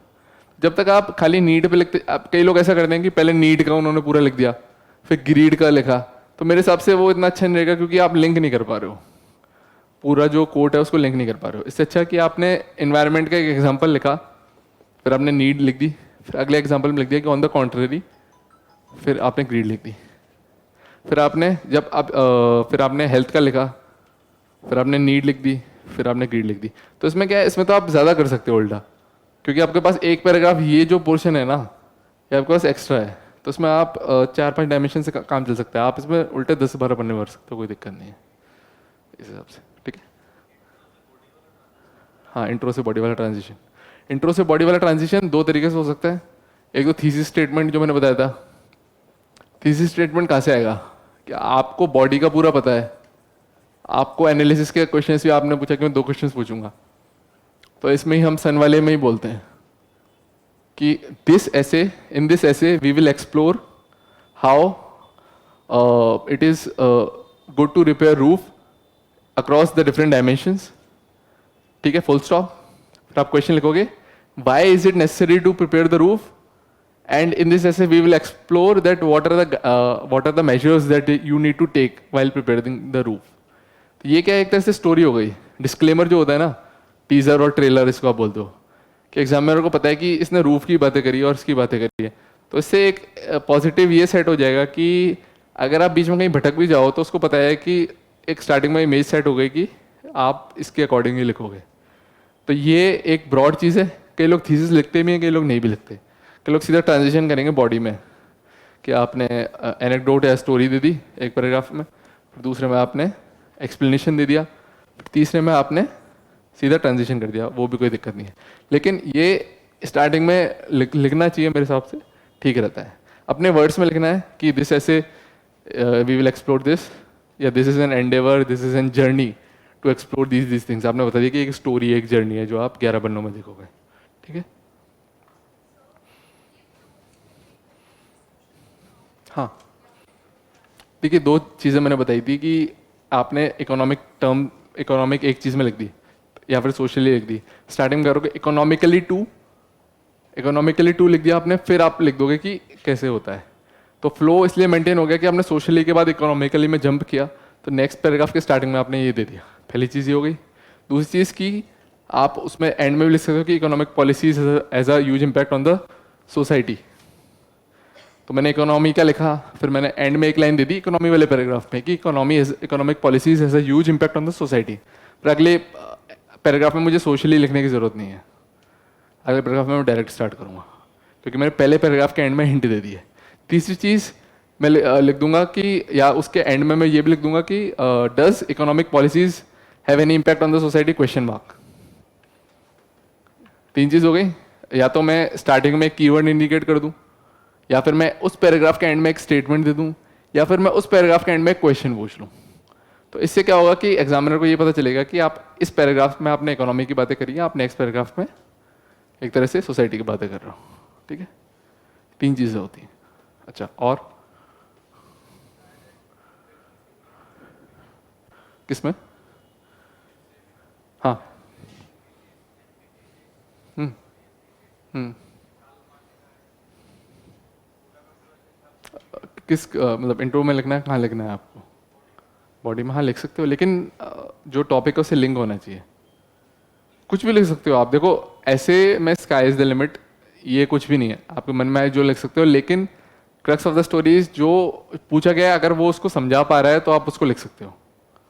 अगर आपके पास कोई थ्योरी, आपने ऑप्शनल में कुछ पढ़ी हो, किसी का फिलोसफी होता है, किसी का सोशियोलॉजी होता है, कोई थिंकर का नाम पढ़ा हो, तो आप उसको लिख सकते हो, लेकिन उसको ओवरडू मत कर देना। टेक्निकल टर्म्स को आप ओवरडू मत कर देना, ऐसे को जितना सिंपल भाषा में लिखोगे उतना अच्छा मार्क्स होगा। आप लिख सकते हो थ्योरी, कोई दिक्कत नहीं है, लेकिन उसको कनेक्ट आप जितना अच्छा कर सकते हो उस हिसाब से रहेगा।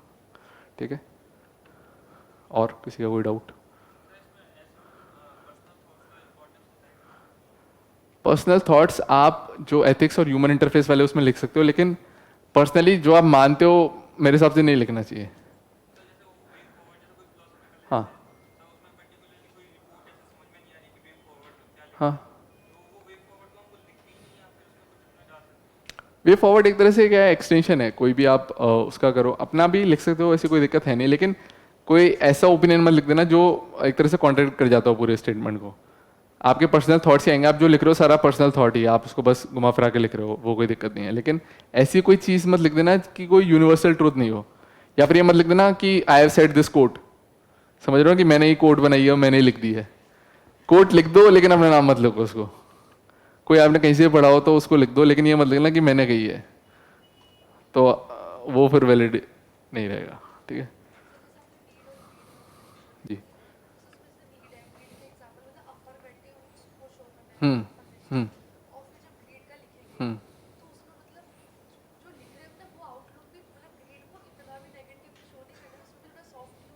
नहीं नहीं, उसमें कर सकते हो, कोई दिक्कत नहीं है।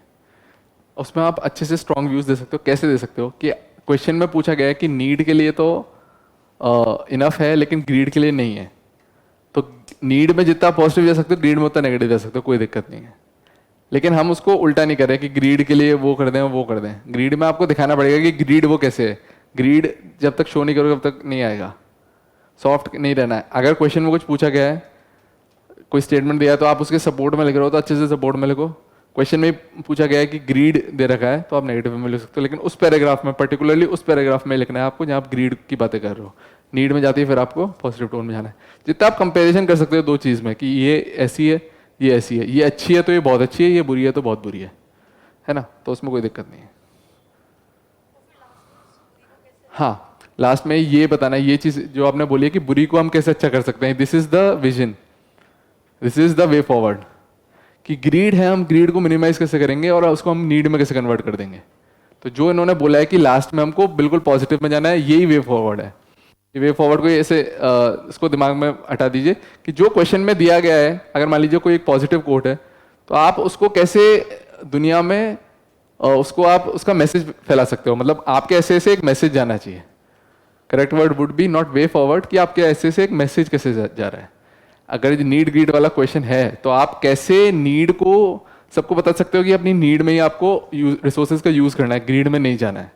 अगर आपने मैसेज अच्छा दिया at the end of your ऐसे, तो वो एक पॉजिटिव इंपैक्ट आएगा, वो 4-5 नंबर आपके या 10 नंबर बढ़ा देगा। हाँ। हाँ, तो पर्सनल थॉट लिख सकते हो, कोई दिक्कत नहीं है। पूरा ऐसे आपकी पर्सनैलिटी को ही शो कर रहा है।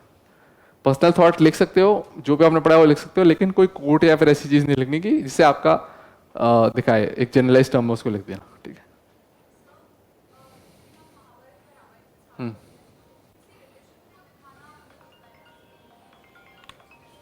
एक मिनट।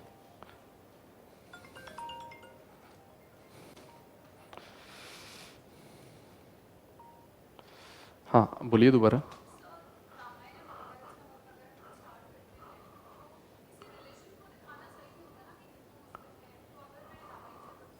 हाँ, नहीं नहीं, वो कोई दिक्कत नहीं है। देखिए, गीता हम पढ़ते हैं, कुरान पढ़ते हैं, सब चीज़ पढ़ते हैं, सब में एक पॉजिटिव मैसेज ही दिया गया है।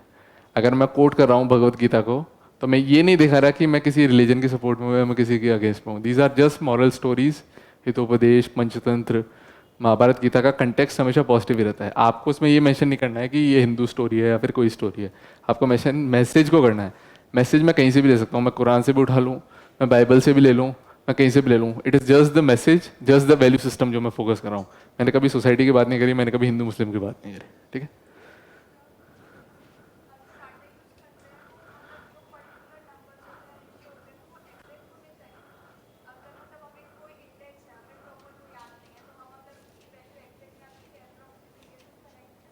नहीं नहीं, कोई दिक्कत नहीं है। डेटा अगर आप लिख रहे हो तो अगर आप अप्रॉक्सीमेट लिख रहे हो तो भी वो चलेगा, मतलब लेकिन बहुत नहीं होना चाहिए कि 10% है आपने 50% लिख दिया, इतना नहीं है, 10 15 12 उसके वर्ड आगे लगा दिए अप्रॉक्सीमेटली, है ना, अबाउट, रिलेटिवली।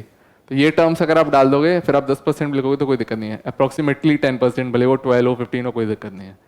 तो वर्ड्स जैसे आप यूज़ कर रहे हो ना, जिस तरीके से लिख रहे हो वो मैटर कर रहा है। जीएस में भी लिख सकते हो, अप्रॉक्सीमेटली आपने लिख दिया 10 या 12% तक लिख सकते हो, कोई दिक्कत नहीं। एक मिनट, हाँ हाँ, एग्जामिनर को भी एक बेसिक आइडिया रहता है कि इसने पढ़ा हुआ है, एग्जैक्ट डेटा तो किसी को नहीं मालूम, मुझे भी नहीं याद है ना, तो अप्रॉक्सीमेटली आपने लिख दिया तो उसको पता है कि ये 10 की बात कर रहा है तो 15 भी है तो 12 भी है, तो इट्स ऑल राइट, कोई दिक्कत नहीं। हम्म हम्म, नहीं जाना चाहिए। हाँ, पूरा पॉजिटिव लिखा, मतलब क्वेश्चन ये बोल रहा है कि टेक्नोलॉजिकली आउटसोर्स कर दी गई हैं, तो आपको ये दिखाना है कि टेक्नोलॉजिकली आउटसोर्स कैसे हुई हैं। मैंने उस टाइम पे शायद बोला भावनाओं में बह गए थे, तो गलतियों से फिर सीखा, तो फिर नंबर नहीं है। हाँ, मैंने एक दिन पहले शायद मेडिटेशन और इन सब चीज़ की ज़्यादा बातें कर ली कि सेल्फ डिस्कवरी ऐसे करनी चाहिए वैसे करनी चाहिए, तो पेपर में जाकर मैं लेके आया। लेकिन जो है कि आप क्वेश्चन, इसलिए मैंने बोला था फिर अगली बार से मैं क्वेश्चन ध्यान से पढ़ता हूँ, मतलब कोई भी थॉट्स वगैरह सब पीछे छोड़ के जाना है एग्जामिनेशन में, बिल्कुल जो क्वेश्चन है उसको सर्कल कर लेना है कि ये पूछा गया है, 4 बार 5 बार पढ़ लो, फिर आप लिखो, फिर ऐसे लिखना स्टार्ट करना है। स्टार्टिंग मैंने सही की थी लेकिन बीच में मैं गलत चला गया था, तो ये सब चीज़ एग्जामिनेशन में हो जाती है क्योंकि प्रेशर इतना रहता है। अभी बात करना बड़ा आसान है कि ऐसा करना और वहाँ पे लिखना में ये अंतर हो जाता है, लेकिन अगर आप बार बार क्वेश्चन को पढ़ोगे, टॉपिक को पढ़ोगे, अगर आपने एक बार समझ लिया कि क्या पूछा गया तो फिर आप नहीं जाओगे गलत। हाँ। हम्म, इंट्रो में नहीं डालनी है।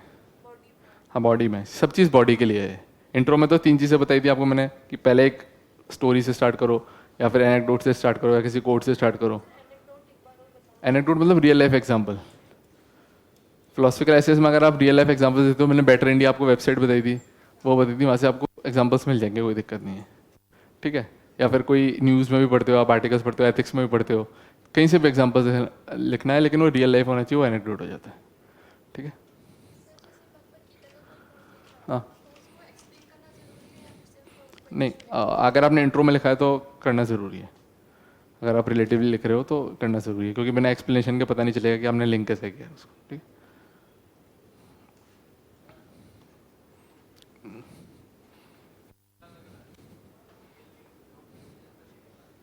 क्या चीज़? तो सुन के इतना आसान थोड़ा ना होता है, इतना आसान नहीं होता है सर, सब बोलते हैं कि ऐसा होता है ये जिससे सिलेक्शन हो जाए, लेकिन ऐसा नहीं होता। तो एक शेर है ना कि तुमने मेरी ऊंचाई देखी, मेरे पाँव के छाले नहीं देखे। तो कितना घंटे रोज पढ़ना पड़ता है, कितनी मेहनत करनी पड़ती है, लिखते लिखते 9 9 घंटे मैंने पेपर लिखा है दिन का, तो 8 8 घंटे 9 घंटे लिखते थे, उंगली में दर्द हो जाता था, लेकिन करना तो पड़ा है।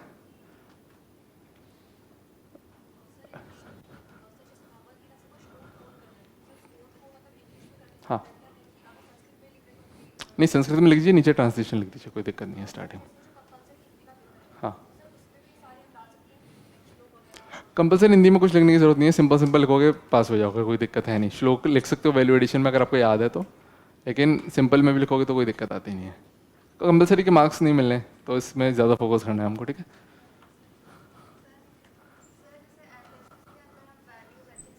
जी,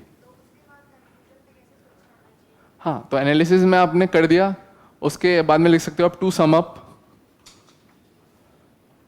सम up the story, the morals of this essays that, मतलब एक ऐसा कुछ ट्रांजिशन करने की जरूरत नहीं है। सब हेडिंग भी आप यूज़ कर सकते हो, सब हेडिंग भी यूज़ कर सकते हो, लेकिन ट्रांजिशन अपने आप हो जाता है आखिरी के 2 पन्ने में, टू सम अप या वैसे करके वो हो जाता है, कोई दिक्कत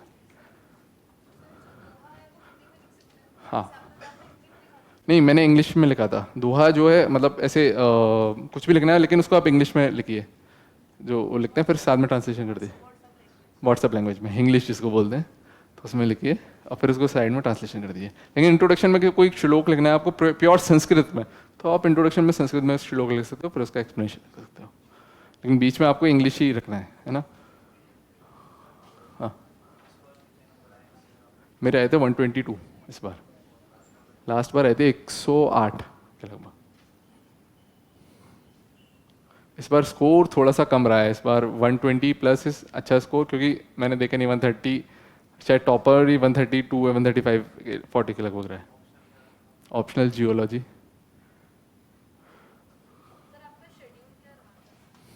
शेड्यूल तो ऐसा कुछ फिक्स नहीं रहता कि आपको इस पर फॉलो करना है, तो ट्राई करिए जितना आपका हो सके, जितना आप जिस टाइम भी पढ़ रहे हो तो बस ये कोशिश करनी है कि केवल पढ़ाई ही हो, डिस्ट्रैक्शंस कम हो, और उसके साथ में जो टाइम होता है वो जैसे जैसे एग्ज़ाम पास आता है अपने आप बढ़ जाता है। एग्ज़ाम से 1 महीने पहले ज़्यादा पढ़ना पड़ता है, 10 दिन पहले मतलब और ज़्यादा पढ़ना पड़ता है, लेकिन अभी तो अगर आप डेली का 4-5 घंटे भी निकाल पा रहे हो तो इट्स मोर देन, 4 घंटे भी निकाल पा रहे हो मोर देन इनफ है, कोई दिक्कत नहीं स्टार्टिंग में। हाँ, तो इंटरेस्ट के लिए ऑप्शनल में पढ़ता था डेली, साथ में एक जीएस का पेपर, मतलब कोई भी और सब्जेक्ट, हिस्ट्री जोग्राफी या कुछ भी, थोड़ा इंटरेस्ट स्विच कर करके आप बदल सको, चेंज कर सको। करंट अफेयर्स के लिए देखो अखबार आप पढ़ सकते हो, नोट्स बनाने की ज़रूरत है नहीं, मंथली मैगजीन ले लेना विजन की, मंथली इज़ गुड, है ना। और इंटरव्यू के टाइम पे आपको ज़्यादा पढ़ना पड़ेगा, अखबार 2-3 अखबार पढ़ने पड़ेंगे और उसमें ओपिनियन फॉर्म करने पड़ेंगे। अभी तो इतना टाइम रहता नहीं है कि आप करंट अफेयर्स भी पढ़ो साथ में, तो अखबार पढ़ सकते हो, आधा एक पौन घंटा दे दिया दिन में बस, लेकिन समझने के लिए कि क्या चल रहा है। बाकी उसका क्रक्स आपका मंथली मैगजीन में आ जाता है, तो मंथली मैगजीन जो भी हो, जिस भी जहाँ भी आप पढ़ रहे हो, तो वो एक विजन की सबसे सही आती है, विजन की ले ली और सबसे काम कर लिया, ठीक है।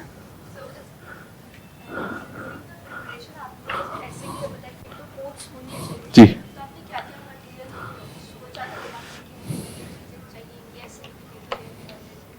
देखो ऐसे लिखने के लिए मेनली जो फॉर्डर है वो तो जीएस के उससे ही आ जाता है। एडिशन के लिए एक दो कोट्स आनी चाहिए, कोट्स आप एथिक्स के लिए भी पढ़ते हो और आप कलेक्शन भी बनाते हो तो उस हिसाब से आ जाती हैं, ठीक है। दूसरी चीज़ आपके पास स्टोरीज होनी चाहिए, वो सब चीज़ें होनी चाहिए, तो एक डेटा आप कंपेल कर लोगे, बेटर इंडिया की साइट पर मिल जाएगा आपको, जो अभी अवार्डीज़ हैं मेजर, किसी ने नोबेल प्राइज़ जीता है, किसी में जीता है, तो करंटली जो है वो लिख सकते हो। उसके अलावा फिलोसफिकल के लिए आपने जो कोट्स कहीं ना कहीं पढ़ी हैं और जो स्टोरीज है महाभारत रामायण की, तो उनसे काम चल जाता है। मतलब एथिक्स का पेपर, एथिक्स की जो तैयारी है is much useful in philosophical essays, वहाँ से आप एथिक्स में जो भी पढ़ रहे हो आप इजीली अप्लाई कर सकते हो, कोई एक्स्ट्रा पढ़ने की जरूरत नहीं है। बस दिक्कत क्या है, आपको अप्लाई कैसे करना है वो आना चाहिए, आपको ऐसे लिख के देखने हैं, ज़्यादा से ज़्यादा ऐसे लिख के देखने हैं। नॉलेज की कमी नहीं आएगी ऐसे के पेपर में, कमी आएगी कि उसको कैसे लिखें, इसलिए फ्रेमवर्क के साथ वो लिखना है, एक्स्ट्रा करने की कोई ज़्यादा ज़रूरत है नहीं।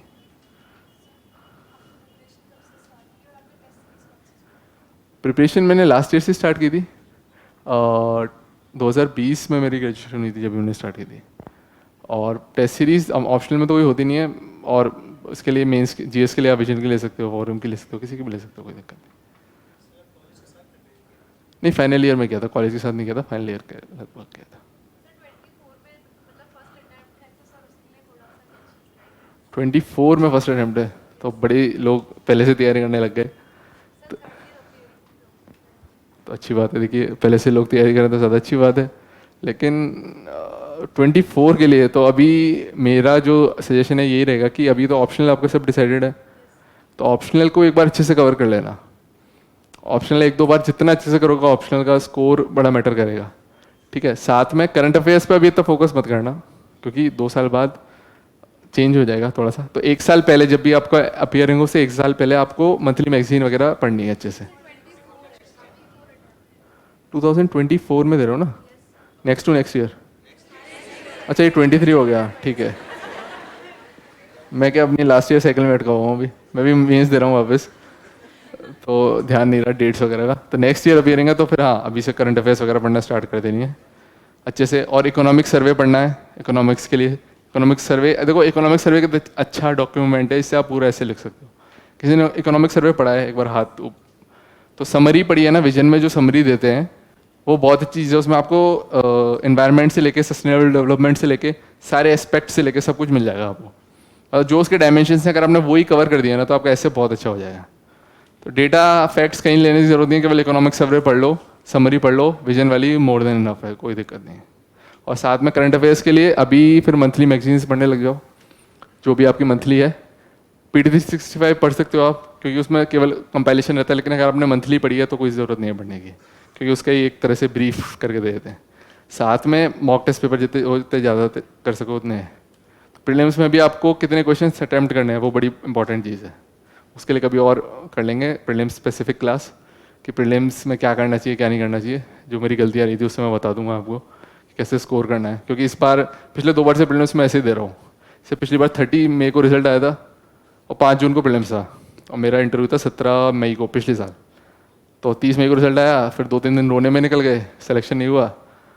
फिर तैयारी कुछ थी नहीं, लेकिन गए थे और सिलेक्शन हो गया, कुछ भी नहीं पढ़ा था मैंने। इस बार भी ऐसा हुआ। इस बार आया था रिजल्ट, इस बार कब 28 को पेपर थे शायद, 28 मई को, तो 2-3 दिन पहले रिजल्ट आया था। तो इस बार फिर खुशी में निकल गए 2-3 दिन, जब पढ़ाई नहीं हुई तो फिर खुशी में निकल गया, जब पढ़ाई नहीं हुई फिर भी मैं दिया है, फिर हो गया। इस बार का प्री तो थोड़ा डिफिकल्ट था ज़्यादा। तो बिना पढ़े भी अगर आपकी एक लेवल की प्रिपरेशन है तो आप केवल अटैम्प्ट कैसे करोगे क्वेश्चंस कि आपका प्री क्लियर हो जाए। तो इसकी भी थोड़ी सी टेक्निक है जो शायद काम करती है, तो वो किसी और दिन क्लास ले लेंगे जिसमें हम प्री स्पेसिफिक बात करेंगे, ठीक है। तो कितने लोगों का मैथ्स ग्रेजुएशन है? कम ही लोग हैं। और बाकी सब लोगों का आर्ट से है, मैथ्स नहीं है। तो देखो CSET करके जाना, क्योंकि मेरे कई दोस्त हैं इंजीनियर से भी CSET क्लियर नहीं हो रहा है। तो CSET को मजाक में नहीं ले सकते। CSET नहीं क्लियर हुआ तो GS की कॉपी एवेलुएट भी नहीं होगी। बहुत सिंपल सी बात है। CSET में पिछले 10 साल के पेपर जो UPSC ने पूछे हैं वो कर जाना। और CSET में ऐसा नहीं होना अपने ईगो पे नहीं लेना, कोई क्वेश्चन नहीं आया उसमें मैंने आधा घंटा दे दिया कि ये टॉपिक तो मैंने पढ़ाई हुआ है, ये मेरे से कैसे नहीं होगा। लो हैंगिंग फ्रूट्स को पकड़ना है। समझ लो लो हैंगिंग फ्रूट्स क्या होते हैं? जो क्वेश्चन ईजिली हो जाए उनको पहले कर देना है, पेपर घुमा के देख लेना है। और कॉम्प्रिहेंशन करने ही करने हैं। कॉम्प्रिहेंशन में नंबर आराम से आते हैं, थोड़े से बड़े होते हैं लेकिन वहाँ पे शॉर्ट नंबर आते हैं। उसके अलावा जो इजी मैथ्स के क्वेश्चन है वो भी आप कर जाओगे तो आपका आराम से 90+ स्कोर आ जाएगा CSET में। कॉम्प्रिहेंशन कर लोगे और जो क्वेश्चंस इजी हैं उनको कर लोगे, CSET क्लियर हो जाएगा। लेकिन प्रैक्टिस अच्छे से करनी है पहले से, ठीक है, CSET के लिए, क्योंकि पिछले 2-3 साल में बहुत अच्छा पेपर आ रहा है CSET का।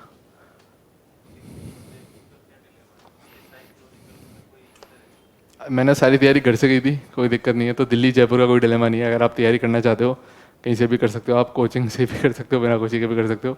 इट्स ईजी, नहीं कोई अंतर नहीं है। दिल्ली में कई ऐसी नई समस्याएं हैं जो आपको यहाँ फेस नहीं हो रही है, और यहाँ पे कई ऐसे फ़ायदे हैं जो शायद दिल्ली में नहीं होंगे। तो हर जगह का अलग अलग होता है। तो कहीं पे भी आप तैयारी करो, कोई दिक्कत नहीं है। बस अगर आप कर सकते हो तो आप किसी भी कोचिंग से कैसे भी मीडियम से कहीं भी रह के निकाल सकते हो, कोई दिक्कत नहीं आएगी। मैंने ऐसे तो नहीं ली थी, केवल टेस्ट सीरीज़ ली थी। बाकी विजन IAS के डॉक्यूमेंट्स मैंने फॉलो किए थे, करंट अफेयर्स के लिए, टेस्ट सीरीज़ के लिए और इकोनॉमिक सर्वे के लिए। मतलब मार्केट में तो मैं ये कह सकता हूँ कि अभी तक तो बेस्ट के चल रहे हैं ये, सब यही फॉलो करते हैं। तो जो चीज़ है वो सब चीज़ मैंने फॉलो की थी।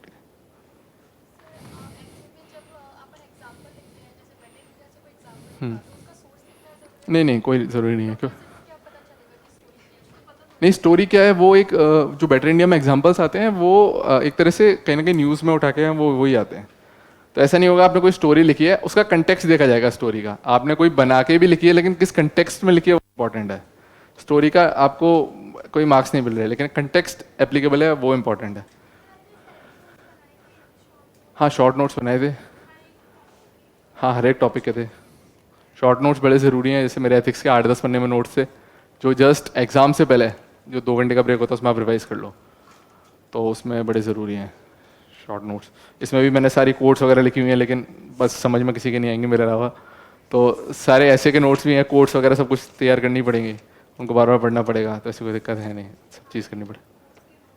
हाँ कोट्स कलेक्ट की थी ना मैंने सारी, तो वो करने पड़ेंगे आपको। बुक लिस्ट कर देते हैं। GS के लिए स्टार्ट करें तो देखो, प्री के लिए एक बार NCERTs पढ़ लेना। प्री के लिए 6th 7th 8th की जो हिस्ट्री के NCERTs पढ़ लेना, क्योंकि 2-3 क्वेश्चन हैं। औरंग का आपने क्वेश्चन सुना होगा, पिछले साल आया था। Aurang is a Persian warehouse हाउस, लेकिन जो मेंशन था वो साइड में मेंशन था, है ना। तो ये जो NCERT है 6th 7th 8th में, इनमें साइड में जो फोटोज़ होती हैं ना, जो डेटास होते हैं बड़े इंपॉर्टेंट रहते हैं। केवल एक दिन लगेगा, सारी एनसीईआरटी 6, 7, 8 की बहुत छोटियाँ कवर हो जाएंगी। जैसे आपने आरएएस का एग्जाम दिया हो तो आरएएस में भी परखम का क्वेश्चन आया था एक। कोई आरएएस की भी तैयारी कर रहा है? तो मैंने तो दिया था, तो उसमें परखम का क्वेश्चन आया था, यहीं से उठा हुआ था वो।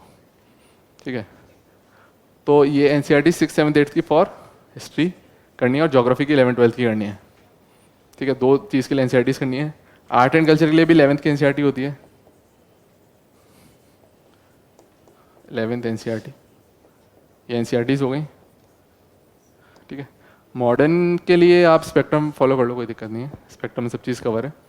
सोसाइटी वगैरह मेंस के लिए, नोट्स के लिए, विजन के लिए जो नोट्स देते हैं, जो सेक्शनल, जो अलग अलग टॉपिक्स के जो नोट्स हैं, वो यहाँ से उठा उनको पढ़ लो, अच्छे हैं, मैंने भी पढ़े थे, कोई दिक्कत वाली बात नहीं।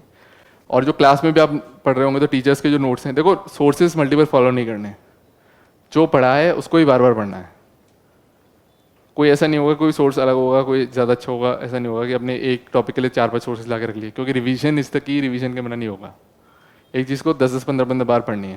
जहाँ से भी पढ़ रहे हो बस विश्वास रखो कि वो बेस्ट है। यहाँ से पढ़ रहे हो तो जो टीचर्स पढ़ा रहे हैं वो आपको एक तरह से करक्सी दे रहे हैं और कई ज़्यादा एक्सपीरियंस है, तो एक तरह से स्टूडेंट का कई बार आ जाता है कि ये तो गलत पढ़ा रहा है, वहाँ पे अच्छा पढ़ा रहा है, तो थोड़ा सा सबमिसिव हो गया। और वैसे ईगो के बिना पढ़ाई करोगे तो ज़्यादा अच्छी रहेगी। ठीक है, और पॉलिटी के लिए लक्ष्मीकांत, गवर्नेंस वगैरह के लिए जो नोट्स यहाँ से देते हैं, मीन्स की बातें हो रही हैं, प्री के लिए तो Laxmikanth is more than enough. ठीक है, इन्वायरमेंट के लिए शंकर पढ़ सकते हो, लेकिन मेरे हिसाब से जो पढ़ा रहे हैं नोट्स वो ज़्यादा इंपॉर्टेंट है। शंकर का आज की डेट में इतना करंट इंपॉर्टेंस रहा नहीं है, क्योंकि क्वेश्चंस आ नहीं रहे। ठीक है, साइंस एंड टेक के लिए भी आप बेसिकली जो पढ़ा रहे हैं वो पढ़ना है, science and tech, current affairs. Economics के लिए इकोनॉमिक सर्वे पढ़ जाना, सीधे क्वेश्चन आ जाते हैं। बार बार बोल रहा हूँ, एक डॉक्यूमेंट है इकोनॉमिक सर्वे की समरी, 1 साल की नहीं तो 2 साल की तो पढ़ ही जाना। डेटा 1 साल का होना चाहिए, उस पर क्या है बेसिक आइडिया रहेगा, आपको एग्जैक्ट डेटा भी याद नहीं रहा तो आपको पता है ना कि कोई चीज़ 50% से कम है, यूपीएससी ऐसे नहीं पूछती कि एग्जैक्ट डेटा पूछ जाए, मोर देन 50%, लेस देन 50%, एक आपको पता होना चाहिए कि यहाँ पे लाया कर रहा है, तो आप उससे क्वेश्चन कर सकते हो। So India is the first manufacture of steel, ये क्वेश्चन आता है, पिछले से पिछले साल आया था। तो ये सारे इकोनॉमिक सर्वे से उठ के आते हैं। बेसिक कंसेप्ट के लिए जो आपको क्लास में पढ़ा रहे हैं, inflation, monetary policy committee, different physical policy के बारे में, मनी बिल वगैरह, सब चीज़ें जो क्लास में पढ़ा रहे हैं कंसेप्ट क्लियर होनी चाहिए। उसके अलावा करंट अफेयर्स के लिए इकोनॉमिक सर्वे, क्योंकि गवर्नमेंट का डॉक्यूमेंट है तो नहीं छोड़ सकते, और केवल समरी पढ़नी है, पूरा नहीं पढ़ना, पूरा बहुत बड़ा होता है। ठीक है, एथिक्स के लिए लेक्सिकॉन पढ़ सकते हो, लेकिन डिफ़िकल्ट लैंग्वेज में तो मैं नहीं सजेस्ट करूँगा। एथिक्स के लिए जो भी क्लास में पढ़ा रहे हैं, जो भी नोट्स हैं वो फॉलो करने हैं, किसी टॉपर के नोट्स हो वो भी ले सकते हो, कोई दिक्कत नहीं। केस स्टडी वगैरह ये सब लिख के जितना आप कोशिश करोगे उतना अच्छा रहेगा। ठीक है, ऐसे के लिए बता ही दिया है कि जो जो वेबसाइट में जो फॉलो कर सकते हो, ये सब चीज़ें। मतलब ऐसा नहीं है कि कुछ अलग सोर्सेज हैं, सब आपको यही बताते होंगे, कुछ नया नहीं बताया मैंने। तो बोलते हैं winners don't do different things, they do things differently. तो अलग चीज़ें नहीं करनी, अलग तरीके से। आपकी क्लास में ये सिलेक्शन होंगे, इसी क्लास से होंगे, जितने भी लोग होंगे तो उन्होंने वही पढ़ा था जो पढ़ाया गया था, लेकिन उन्होंने कैसे अप्लाई किया है, कैसे उसको पढ़ के समझाया, कितना रिवाइज करा है, वो चीज़ ज़्यादा इंपॉर्टेंट है। ठीक है, सोर्सेज सारे सेम है, कोई नई चीज़ नहीं है। और धीरे धीरे आप जैसे तैयारी करते जाओगे तो कई नई चीज़ें आपको खुद को पता चलेंगी। अभी बताने से इतना अच्छी एक्सरसाइज नहीं होगी कि आप खुद तैयारी करोगे और आप खुद जब चीज़ों को जानोगे और खुद जब आपको पता चलेगा कि यार ये सोर्सेज हैं, तो वो अपने आप ही आपके ऑटोमेटिकली ऐड ऑन होता रहेगा। ठीक है, हाँ मेंस में भी हेल्प किया लक्ष्मीकांत ने। एक मैंने कहाँ का डॉक्यूमेंट, ओनली इसका डॉक्यूमेंट लिया था, वो था जो पॉलिटी के लिए था, और कहीं का भी ले सकते हो। मतलब मेरा तो ऐसा था कि जो भी था सोर्सेस, जो भी हो, मैं उसको बार बार पढ़ रहा था। एक बार मैंने ले लिया, फिर उसको मैं बार बार पढ़ रहा था। मैं अभी भी उसको ही पढ़ रहा हूँ इस बार मेंस के लिए। तो फिर आप इसको भी कर सकते हो, लक्ष्मीकांत सब चीज़ में हेल्प कर दिया, कोई दिक्कत नहीं। ओनली आईएएस कोचिंग है ना, उस आई थी, ओनली आईएएस की पॉलिटी के लिए। क्या चीज़? हाँ हाँ हाँ, तो इस पर ऑप्शनल एलिमिनेट नहीं हो रहा था, पिछले 2 साल से ऐसे हो रहा है कि only 1 pair is correct, 2 pair is correct. उसका आइडिया ऐसा रहता है, वो तो प्रीलिम्स की क्लास हो जाएगी, चलो थोड़ा सा मैं बता देता हूँ। तो नंबर ऑफ क्वेश्चंस आपको आपको नेगेटिव मार्किंग को अपने फेवर में कैसे प्ले करना है ये आना चाहिए। नेगेटिव मार्किंग चीज़ अच्छी भी है, बुरी भी है।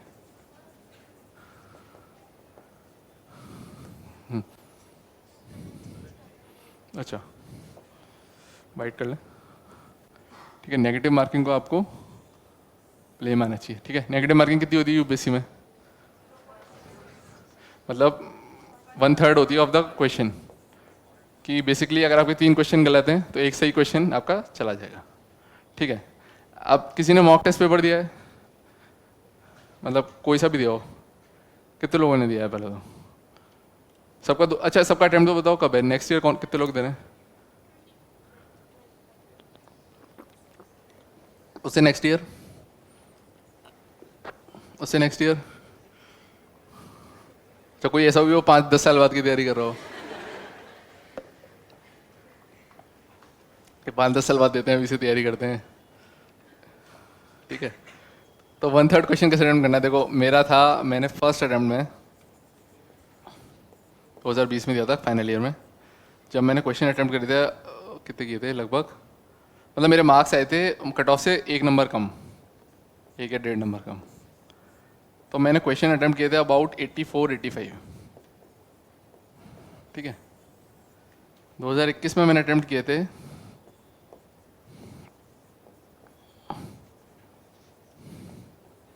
मैंने अटेम्प्ट करे थे 95 क्वेश्चंस के लगभग, 95 या 96। मेरा सिलेक्शन हो गया था। अगली साल भी मैंने 96 नहीं 93 के लगभग किए थे, मेरा हो गया था। इस बार मैंने 90 के लगभग किए हैं, इस बार भी हो गया है। तो मैंने ये देखा था कि भाई देखो, ऐसा तो है नहीं कि मैं 70 करूँगा 70 में से 65 सही हो जाएंगे, इतना एक्यूरेसी तो है नहीं। 60 करोगे तो भी 10-15 गलत हो रहे हैं, और 80 के लगभग करोगे तो 20-25 गलत हो रहे हैं। तो मैंने कहा कि यार ज़्यादा करने में फ़ायदा है, क्योंकि एक सही हो गया तो 3 गलतियाँ माफ़ हो जाएंगी, ठीक है। अगर मान लो मैंने 10 क्वेश्चंस करे, देखो किसी भी टॉपर को, किसी भी सिलेक्टेड लोगों को 40 से ज़्यादा सवाल नहीं आते। पहले तो ये बात अपने दिमाग से निकाल देना कि जो सिलेक्टेड है उसको सब कुछ आता है, और प्री से पहले सबकी बराबर हालत होती है, किसी को कुछ नहीं पता होता, ठीक है। 40 से ज़्यादा सवाल किसी को नहीं आते, और 40 से मैं भी 5-7 गलत हो जाएंगे। आज भी मेरे से पेपर करवा लो, 40 में जो मेरे को पढ़े हुए होंगे तब इसमें से 5-6 क्वेश्चन गलत हो जाएंगे, ठीक है। 5-6 क्वेश्चन गलत हो गए, 30-32 के लगभग आया, कितना हुआ स्कोर? 64 नहीं हो रहा। अब ये है कि 90 से कम तो कट ऑफ यूपीएससी की जाती नहीं है, कुछ ना कुछ करके भाई सिलेक्शन चाहिए, तो आपको 100 नंबर चाहिए to be on a safer side, ठीक है। तो अब बचे हुए 30 या 35 सवाल आपको कैसे अटेम्प्ट करने हैं कि आपका सिलेक्शन हो जाए। अब मान लो मैंने 10 क्वेश्चन अटेम्प्ट करे, 10 में से मेरे 3 सही हुए और 7 गलत हो गए, तो मैं फ़ायदे में रहा नुकसान में रहा, ये बताओ मेरे को।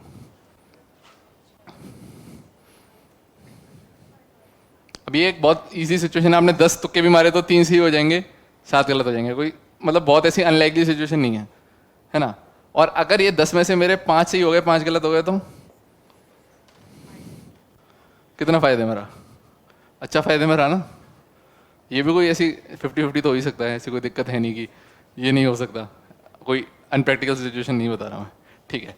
अब यूपीएससी अटेम्प्ट करने का तरीका यही है कि 4 क्वेश्चंस हैं, ये पता अब किसी के पहले अप्लाई करके देखना, ऐसे नहीं सीधा जाके पेपर में कर रहे हो फिर मेरे को गालियाँ पड़ रही हैं कि सर ने ऐसा बताया था और मेरा सिलेक्शन नहीं हुआ है, ये तो बेकार है, पता नहीं कि कौन कौन आ जाते हैं, कैसे कैसे लोगों का सिलेक्शन हो जाता है, ठीक है। Mock test paper is not testing your knowledge, mock test paper is analysis कि आपको कितने क्वेश्चन अटेम्प्ट करने हैं। मॉक टेस्ट पेपर से आपकी नॉलेज कोई चेक नहीं होती। मेरे विजन का स्कोर दिखा दूंगा आपका, मैं ओपन टेस्ट वगैरह देता था, 60-65 नंबर से कभी ज़्यादा नहीं आए, 70 से ज़्यादा कभी नहीं आए, मतलब 1000-2000 में तो कभी रैंक आई नहीं। टॉप जो होता है ना, टॉप 1000-2000 में, मेरे घर वाले बोलते थे कर क्या रहा है तू, तेरा कैसे सिलेक्शन होगा। तो मैंने कहा यार, लेकिन अब मुझे था कि यार अब कुछ ना कुछ तो करना ही पड़ेगा। देखो पेपर एग्जामिनेशन सेंटर में अगर आप घुस के सोचोगे ना, आपने घुसने से पहले सोचा कि मेरा होगा ही होगा, तो आपका सिलेक्शन होगा। This thing does wonders. If you believe that you can do it, you are already half way there. अगर आपने सोच लिया कि मैं आईएएस बन सकता हूं, तो आपका आधा जर्नी कवर हो चुकी है। बिलीव की सबसे ज़्यादा कमी रहती है, और खुद भरोसा नहीं करोगे तो कोई भरोसा नहीं करेगा। बहुत छोटी सी चीज़ है, बोले सर क्या बकवास कर रहे हैं, बोले पढ़ाई नहीं करी और सोच लिया। पिछले 2 अटेम्प्ट में मैंने ज़्यादा कुछ नहीं पढ़ा था, कुछ भी नहीं पढ़ा था। आप साइकिल में जाओगे कभी, मतलब भगवान ना करे ऐसा नहीं हो कि आप इंटरव्यू में पहुँचो और एक बार में हो जाए, तो बहुत अच्छी बात है। लेकिन इफ़ गॉड फॉरबिड्स कि ऐसा नहीं हुआ और आपको दोबारा अगला अटेम्प्ट देना पड़ जाए, तो आपको पता चलेगा कि इंटरव्यू के बाद कुछ टाइम रहता है। अगर आपका इंटरव्यू लास्ट फेज में, आपके पास कुछ भी टाइम रहता है, और जो एकदम पास जाके अगर आप रह जाते हो ना, तो आपसे लगता है बहुत बुरा। एक तो प्री क्लियर नहीं हुआ तो चलो कोई बात नहीं, लेकिन इतना आगे जाके अगर आप रहो ना, तो उसमें थोड़ा सा ज़्यादा लगता है ना। तो फिर इसमें ऐसा करना है कि अगर आप एग्जामिनेशन एंटर कर रहे हो, सब बैठे हैं, तो समझना है कि मैं सबसे ज़्यादा होशियार हूँ, मेरे होगा सब पागल बैठे हुए हैं। बोलना नहीं है, मन में सोचना है। मन में सोचना है कि अगर इतने लोग बैठे हुए हैं तो मेरा ही सिलेक्शन होगा। और ये चीज़ बड़ा कमाल करेगी, आपने खुद का जो बूस्ट कर दिया। आपको ये सोचना है एग्जामिनेशन में कि 4 ऑप्शंस हैं भाई, एक पकड़ना है, एक सही है इनमें से, ठीक है। गलत तो नहीं बोल रहा मैं, मेंस में तो कुछ भी लिख सकते हो, इसमें चारों में से तो एक तो आंसर हो गई, है ना। 4 में से एक करना है। अब क्या तरीका है, देखो नेगेटिव मार्किंग कैसे प्ले करती है। चारों में से अगर आपको एक भी ऑप्शन नहीं आ रहा है तो क्वेश्चन अटेम्प्ट नहीं करना है। अगर पूछे राजस्थान का गवर्नर कौन है, नाम नहीं पता, भले ही सुना सुना सा भी नाम लग रहा हो, तो नहीं करना अटेम्प्ट। 2 तरह के क्वेश्चन यूपीएससी में पूछे जाते हैं, एक तो डायरेक्ट पूछ लिया फैक्ट वाला सवाल, और दूसरा होता है एनालिसिस कि 1 and 2 are correct, 1 and 2 and 3 are correct. उसमें आप लगा सकते हो क्वेश्चन, ठीक है। अगर एक ऑप्शन हमने एलिमिनेट कर दिया कि भाई ये नहीं होता है, तो ऐसे क्वेश्चन सारे अटेम्प्ट कर देने हैं। क्योंकि ज़्यादातर ये देखा गया है, मैंने एनालिसिस ये किया है कि मैंने बस 3 सेगमेंट बना लिए थे कि 40 क्वेश्चन ऐसे हैं जो मेरे को 100% आते हैं, 10 क्वेश्चन ऐसे हैं जिसमें 2 ऑप्शन एलिमिनेट हो गए, अगले 10 सवाल ऐसे हैं जिसमें एक ऑप्शन एलिमिनेट हुआ है, और अगले बचे हुए सवाल मान लो कितने बचे, 40, ये तो कम हो गए, इसको 20-20 कर दो, ठीक है। कितने हो गए, 80 के लगभग सवाल हो गए, ठीक है। तो मतलब ऐसे और रहता है कि 40 आपको पूरे आते हैं, 30 के लगभग ऐसा होता है जो आप ज़्यादातर 50-50 में लोग अटक जाते हैं कि 2 ऑप्शन एलिमिनेट हो गए। फिर 10 सवाल ऐसे हो गए कि जो आपको एक ऑप्शन एलिमिनेट हुआ है, 10 सवाल ऐसे हुए जिनका आपको कुछ भी हवा नहीं है कि भाई क्या हो रहा है, कुछ भी नहीं पता, ये क्वेश्चन छोड़ दो। 10 से 8 सवाल ऐसे होते हैं। बाकी अटैम्प्ट आपको ऐसा करना है, पेपर में आपको 3 कैटेगरी बना लेनी है और देखना है कि मेरे किस में कितने नंबर हैं। केवल अटैम्प्ट पेपर इसलिए नहीं करना है कि नॉलेज चेक करनी हो, नॉलेज में नहीं चेक करनी, केवल एनालिसिस करना है पेपर का कि मैं क्या कर रहा हूँ, क्या कर रही हूँ, और मेरे कितने नंबर आ रहे हैं। आप देखोगे कि 40 में से भी आपके लगभग 25-30 सवाल सही होंगे। तीनों कैटेगरी में आप पॉजिटिव में रहोगे अगर आपने अच्छे से अटेम्प्ट किया पेपर। तो ये हो गया नेगेटिव मार्किंग का पॉजिटिव रोल, कि मैं इन क्वेश्चंस को छोड़ के आता क्योंकि मुझे आते नहीं थे, लेकिन मेरा सिलेक्शन नहीं होगा, तो मैं ये क्वेश्चन अटेम्प्ट कर रहा हूँ और मेरे को यहाँ से 10-10 भले 15-10-12 नंबर का फायदा हुआ, तो मैं कट ऑफ के क्लोज पहुँच गया। अब ये चीज़ उसके लिए अप्लाई नहीं करती जो 70 क्वेश्चन करे और उसके 68 सही हो जाए। तो ये वाली स्ट्रेटेजी सुन के, एक कान से सुन के दूसरे से निकाल देना, इसकी एक्यूरेसी इतनी अच्छी है। और जो मेरे जैसे लोग हैं जिनकी एक्यूरेसी अच्छी नहीं है, वो इस चीज़ को अटेम्प्ट करना, ठीक है। कोई ऐसा है यहाँ पे जिसके 70 में से 65 सवाल सही हो जाते हैं, 70 करे तो बोले 65 सही है, नहीं होते हैं कई लोग, कोई दिक्कत वाली बात नहीं, लेकिन उनका रेशो बड़ा कम रहता है। एक्यूरेसी उनकी बहुत अच्छी रहती है, तो आप एक्यूरेसी पे पूरा प्ले करो। अगर आपका सिलेक्शन नहीं हो रहा है, अगर आपके नंबर नहीं आ रहे हैं प्री में, तो एक बार या 2-3 बार इस स्ट्रेटजी को फॉलो कर लेना मॉक टेस्ट पेपर में, और एनालिसिस करना कि पहले अच्छे थे अब अच्छे थे। क्योंकि सीधी सीधी बात है, ना 60 नंबर पे सिलेक्शन हो रहा है, ना 70 पे हो रहा है, ना 80 पे हो रहा है, आपको 98 या 100 तक क्रॉस करना ही पड़ेगा अगर प्री क्लियर करना है, और प्री क्लियर नहीं करा तो सब कुछ बेकार है, ठीक है। तो ये सब चीज़ें करनी पड़ेंगी। यूपीएससी की 2-3 ट्रिक और हैं जो कभी लग जाती हैं कभी नहीं लगती। एक तो डेटा एंड फैक्ट्स वाला ऑप्शन गलत हो जाता है, कोई नाम दे रखा है तो वो भी ऑप्शन गलत हो जाता है। तो आप एक एक चीज़ एक्सट्रीम स्टेटमेंट दे रखे हो कि this is likely to be possible, तो जो ऐसे होते हैं ना लाइकली टू बी पॉसिबल, तो वो सारे स्टेटमेंट सही होते हैं। कोई स्टेटमेंट हो कि एक्सट्रीमली, अगर एक्सट्रीम अगर हो तो वो सारे ऑप्शंस गलत होते हैं। ये सब चीज़ कैसे पता चलेंगे, या प्रीवियस ईयर क्वेश्चंस करोगे। प्रीवियस ईयर क्वेश्चन सारे कर लेने हैं पिछले 10-15 साल के, एक एक क्वेश्चन देख लेना है, एक एक ऑप्शन देख लेना है। तो पेपर अलग था, सबके लिए अलग था। देखो एक्सक्यूजेस नहीं देने यार, सिलेक्शन हो रहा है, पेपर कितना भी डिफिकल्ट है, उतने लोग निकल रहे हैं, उतने लोगों का सिलेक्शन हो रहा है। सीट्स उतनी हैं यूपीएससी की, उतने लोग जा रहे हैं, कैसे जा रहे हैं वो नहीं मैटर करता। सबके लिए डिफिकल्ट था पेपर, किसी ने तैयारी नहीं करी थी वैसे, है ना। एक्सक्यूजेस अगर आप दोगे तो हर बार दे दोगे कि ऐसा था वैसा था, लेकिन हो रहे हैं ना सिलेक्शन। उसके बावजूद लोगों के 120-125 नंबर आए होंगे। कैसे आए थे, क्योंकि उन्होंने करा था पेपर। पेपर अटेम्प्ट बिल्कुल अच्छे से करना है, भले कुछ आता हो या नहीं आता हो, पेपर अटेम्प्ट एकदम लेजर फोकस के साथ करना है, एक एक क्वेश्चन ऐसे अटेम्प्ट करना है। ठीक है, अब कोचिंग सब इंस्टीट्यूट वगैरह वैसे तैयारी कराएंगे, ओनली 1 पेयर 2 पेयर, अगले साल पेपर पैटर्न चेंज हो गया फिर क्या करोगे? तो ऐसे तो सिलेक्शन ही नहीं होगा कभी। तो हमको ट्राई करना है कि only 2 pair is correct, only 1 pair is correct, और रिस्क थोड़ी सी लेनी है ना। जो मैंने बताया था कि अगर एक ऑप्शन, देखो 4 ऑप्शंस थे, ओनली 1 पेयर इज करेक्ट और 2 पेयर इज करेक्ट, तो उसमें एक ऑप्शन तो एलिमिनेट हो ही गया होगा सबका, जिन्होंने भी तैयारी करी है। 3 बचे हैं, तो अब ऑप्शंस थे only 1 pair is correct, only 2 pair is correct, only 3 is correct, only 4 is correct. तो ये दोनों तो हट गए, या तो 2 सही होंगे या 3 सही होंगे, एक ऑप्शन आपने हटा दिया। तो 50-50 में भी तो आपको रिस्क लेनी पड़ेगी। अगर आप एक ऑप्शन में हटा रहे हो तो इतनी रिस्क तो बनती है। इतना अगर इजी और स्ट्रेट फॉरवर्ड पेपर आ जाता तो प्री क्लियर करना बड़े आसान रहता। तो इसलिए आपको प्रैक्टिस करनी है पहले से ही। इस बार तो विजन के शायद मॉक टेस्ट लिए तो उनमें 1 पेयर 2 पेयर वाली बहुत अच्छी प्रैक्टिस कराई थी। क्लास में मैंने 2-3 टेस्ट दिए थे, तो इस पैटर्न पे उन्होंने पूछे हुए थे क्वेश्चन। प्रैक्टिस हिसाब से करनी है। मेंस की तो वैसे तो ज़्यादा चीज़ तैयार है, तो रिवाइज ही कर रहा हूँ मैं। बाकी टेस्ट लिख के, और जो मेंस में भी पेपर लिखने पड़ेंगे, जितना प्रैक्टिस करोगे उतना इंपॉर्टेंट है। ठीक है, देखो इनिशियली तो मैं बहुत बेकार आंसर लिखता था। मैं तो लिख देता था, आप देखोगे ना मेरे से तो बढ़िया ही लिखते होंगे, मैं तो इंट्रो का इंट्रो लिख देता था, बॉडी की बॉडी लिख देता था, कंक्लूजन का कंक्लूजन लिख देता था। तो ऐसा तो कोई नहीं करता होगा, मतलब आप सब मेरे से ज़्यादा होशियार हो।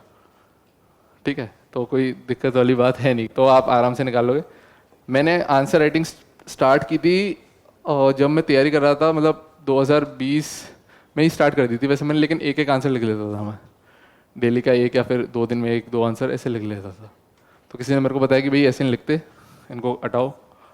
तो फिर मैंने कहा कि फिर अच्छे तरीके से लिखना स्टार्ट कर।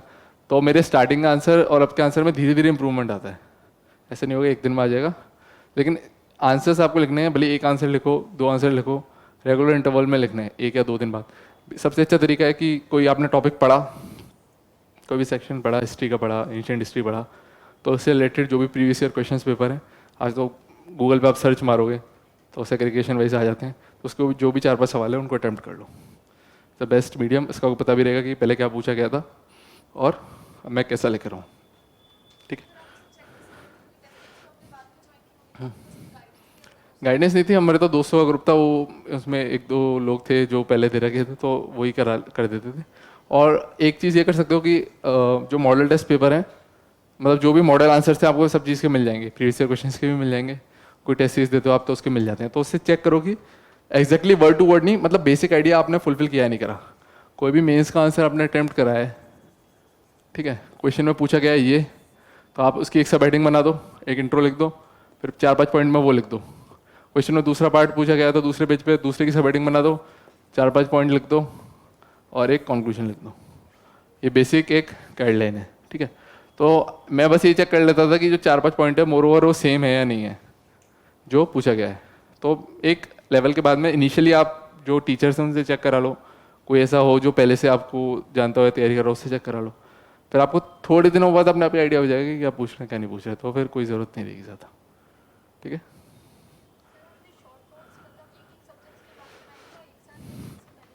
शॉर्ट नोट्स अभी मत बनाओ, मतलब जब आपकी तैयारी ऐसा लग जाए एक बार सिलेबस कंप्लीट हो जाए, क्योंकि अभी गलत चीज़ें लिख लोगे। एक बार आपकी तैयारी हो जाए, एक बार सिलेबस हो जाए, थोड़े बहुत पेपर अटेम्प्ट हो जाए, आपको आइडिया लग जाए क्या पूछ रहे हैं क्या नहीं पूछ रहे, उसके बाद नोट्स बनाना ज़रूरी है। ठीक है, तो उसके बाद ही अच्छे से आएंगे। और हो गए सबके डाउट्स? तो कुछ काम आया या नहीं आया? क्या चीज़? नहीं मैंने जो एन सी आर टी उसके लिए क्या बोलते हैं, प्रीलिम्स के लिए तो new N C R T follow करी थी। Old N C R T बहुत बड़ी है और पढ़ने में भी तो मज़ा आता नहीं है, लेकिन एक सब्जेक्ट की आप कर सकते हो, एंशिएंट वगैरह की कर सकते हो। लेकिन उसका रेशियो अगर देखें तो मतलब प्री में बहुत कम क्वेश्चन पूछे जाते हैं और बहुत डिफिकल्ट आते हैं, तो जो वैल्यू रेशियो है उसका जो निकलता है वो इतना अच्छा निकलता है नहीं कि आप इतना बड़ा पढ़ो उसमें आपको याद रहे वो नहीं रहे, तो वो सब चीज़ नहीं हो पाता। तो इसलिए new N C R T से फॉलो करो। आई आर के लिए तो करंट अफेयर्स पढ़ने हैं। करंट अफेयर्स की प्री से पहले पी टी 365 आ जाएगी और मेन से पहले मेन 365 आ जाएगी। आई आर के सारे टॉपिक्स हैं, पढ़ो अच्छे से। आई आर में करंट अफेयर्स से आते हैं, कहीं से नहीं आते। हाँ हाँ, देखो जब पहले आंसर राइटिंग स्टार्ट करो तो सबसे पहले फोकस करो कि कंप्लीशन पे और जो पूछा गया वो अच्छे से लिखो, भले ही ज़्यादा टाइम लगे। धीरे धीरे जैसे आप आगे बढ़ते जाओ फिर टाइम पे फोकस करना। पहले तो आपको क्वालिटी लानी है, जो पूछा जाए वो लिखो, भले ही टाइम लगे ज़्यादा कोई दिक्कत नहीं है। धीरे धीरे टाइम कम करना है। कंटेंट बिल्डिंग वही है, सोर्सेज जो आपके जो नोट्स वगैरह उनसे करना। कंटेंट कोई ज़्यादा एक्स्ट्रा नहीं होता है। पहले तो जो पूछा गया, अगर आप देखो मेंस में पेपर खत्म कर दोगे, जो पूछा गया वो लिख दोगे तो मेंस क्लियर हो जाएगा फॉर श्योर। 90% लोगों का पेपर खत्म नहीं होता जो एग्जाम देने जाते हैं। पेपर खत्म करना is a very big task.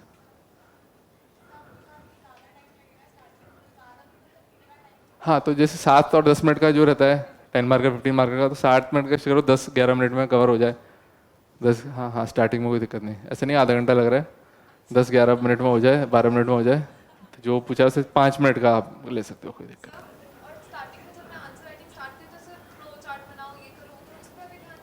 अभी नहीं देना चाहिए, ये सब वैल्यू एडिशन है। देखो 3 चीज़ वैल्यू एडिशन होती है, data, codes, flow chart, diagrams.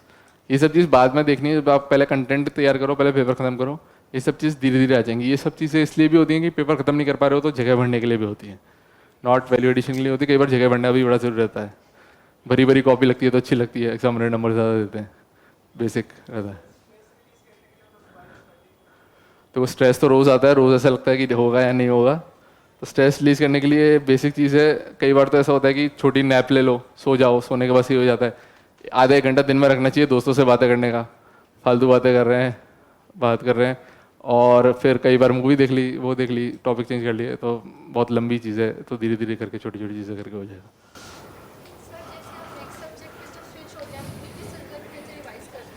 हाँ, एक चीज़ और, संडेज या फिर मंथ में एक दिन तो रिवीजन के लिए रखना है।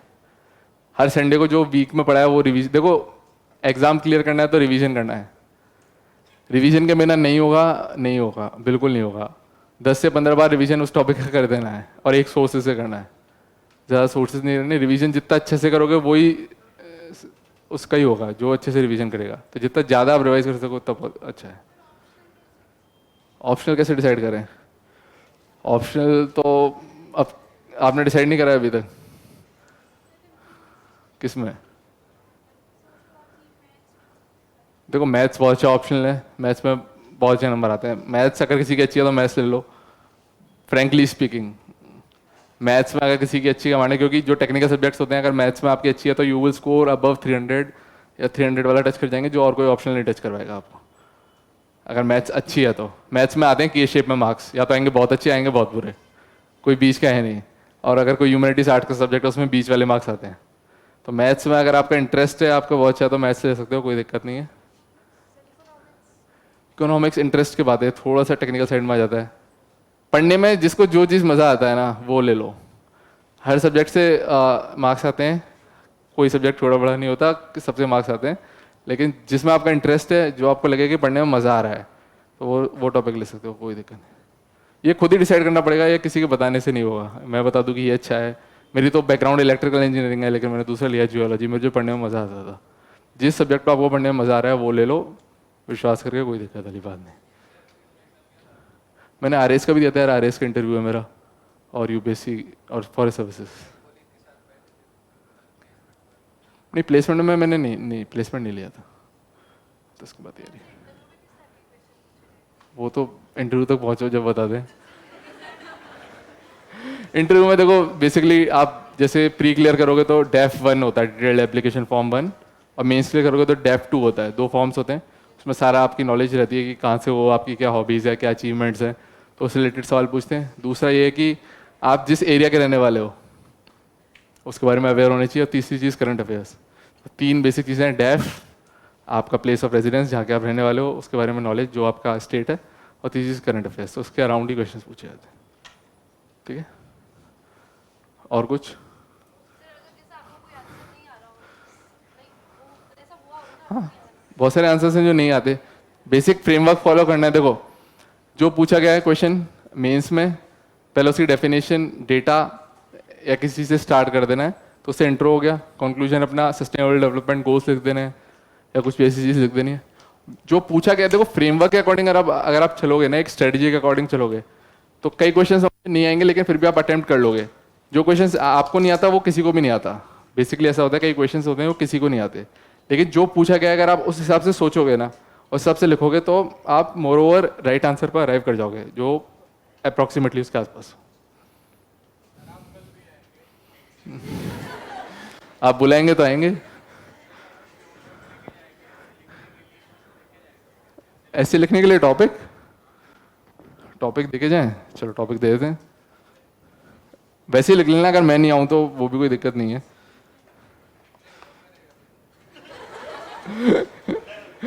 चेक सर करवा देगा, कोई दिक्कत नहीं, आप लिखिए, खुद चेक कर लीजिएगा, आपका जो दोस्त है वो चेक कर लेगा। देखो एक टॉपिक आप लिख सकते हो अगर लिखना है तो।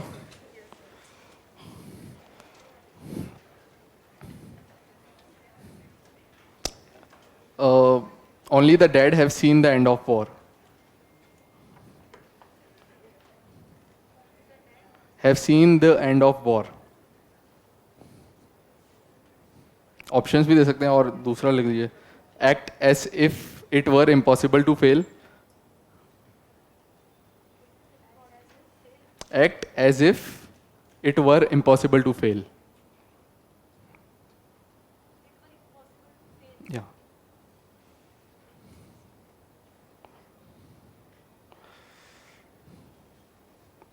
एक और लिख लीजिए, कोई भी एक टॉपिक पे लिख लेना, truth like a torch the more it is shook it shines. Truth comma like a torch comma the more it is shook it shines. सत्य मशाल की तरह है, इसे जितना अधिक लाया जाता है वह उतना ही चमकता है। Only the dead have seen the end of the war. केवल मृतकों ने ही युद्ध का अंत देखा है। Act as if it were impossible to fail. कार्य ऐसा करें जिसमें विफल होना असंभव ही था। तो 3 टॉपिक हैं, आप कुछ भी लिख लीजिए, जो भी एक टॉपिक आपका मन करे, और ट्राई करिए कि फ्रेमवर्क फॉलो हो। ट्राई करें कि जितना जो नॉलेज है उस हिसाब से लिखें, और ट्राई करें कि पूरा पेपर कंप्लीट हो। 4-5 पन्ने नहीं लिखने, जितना देखो बेसिक एग्जामिनर का माइंड है कि अगर आपकी कॉपी भरी हुई है तो आपको मार्क्स अच्छे मिलेंगे, तो जितना दे रखा है उतना आप अच्छे से करिए, ठीक है। सर से कनेक्ट कर लीजिए तो फिर हो जाएगा, ठीक है। चलिए, कुछ समझ में आया, कुछ फ़ायदेमंद लगा सेशन? अच्छा, चलिए ठीक है, बहुत बहुत थैंक यू आपका सुनने के लिए।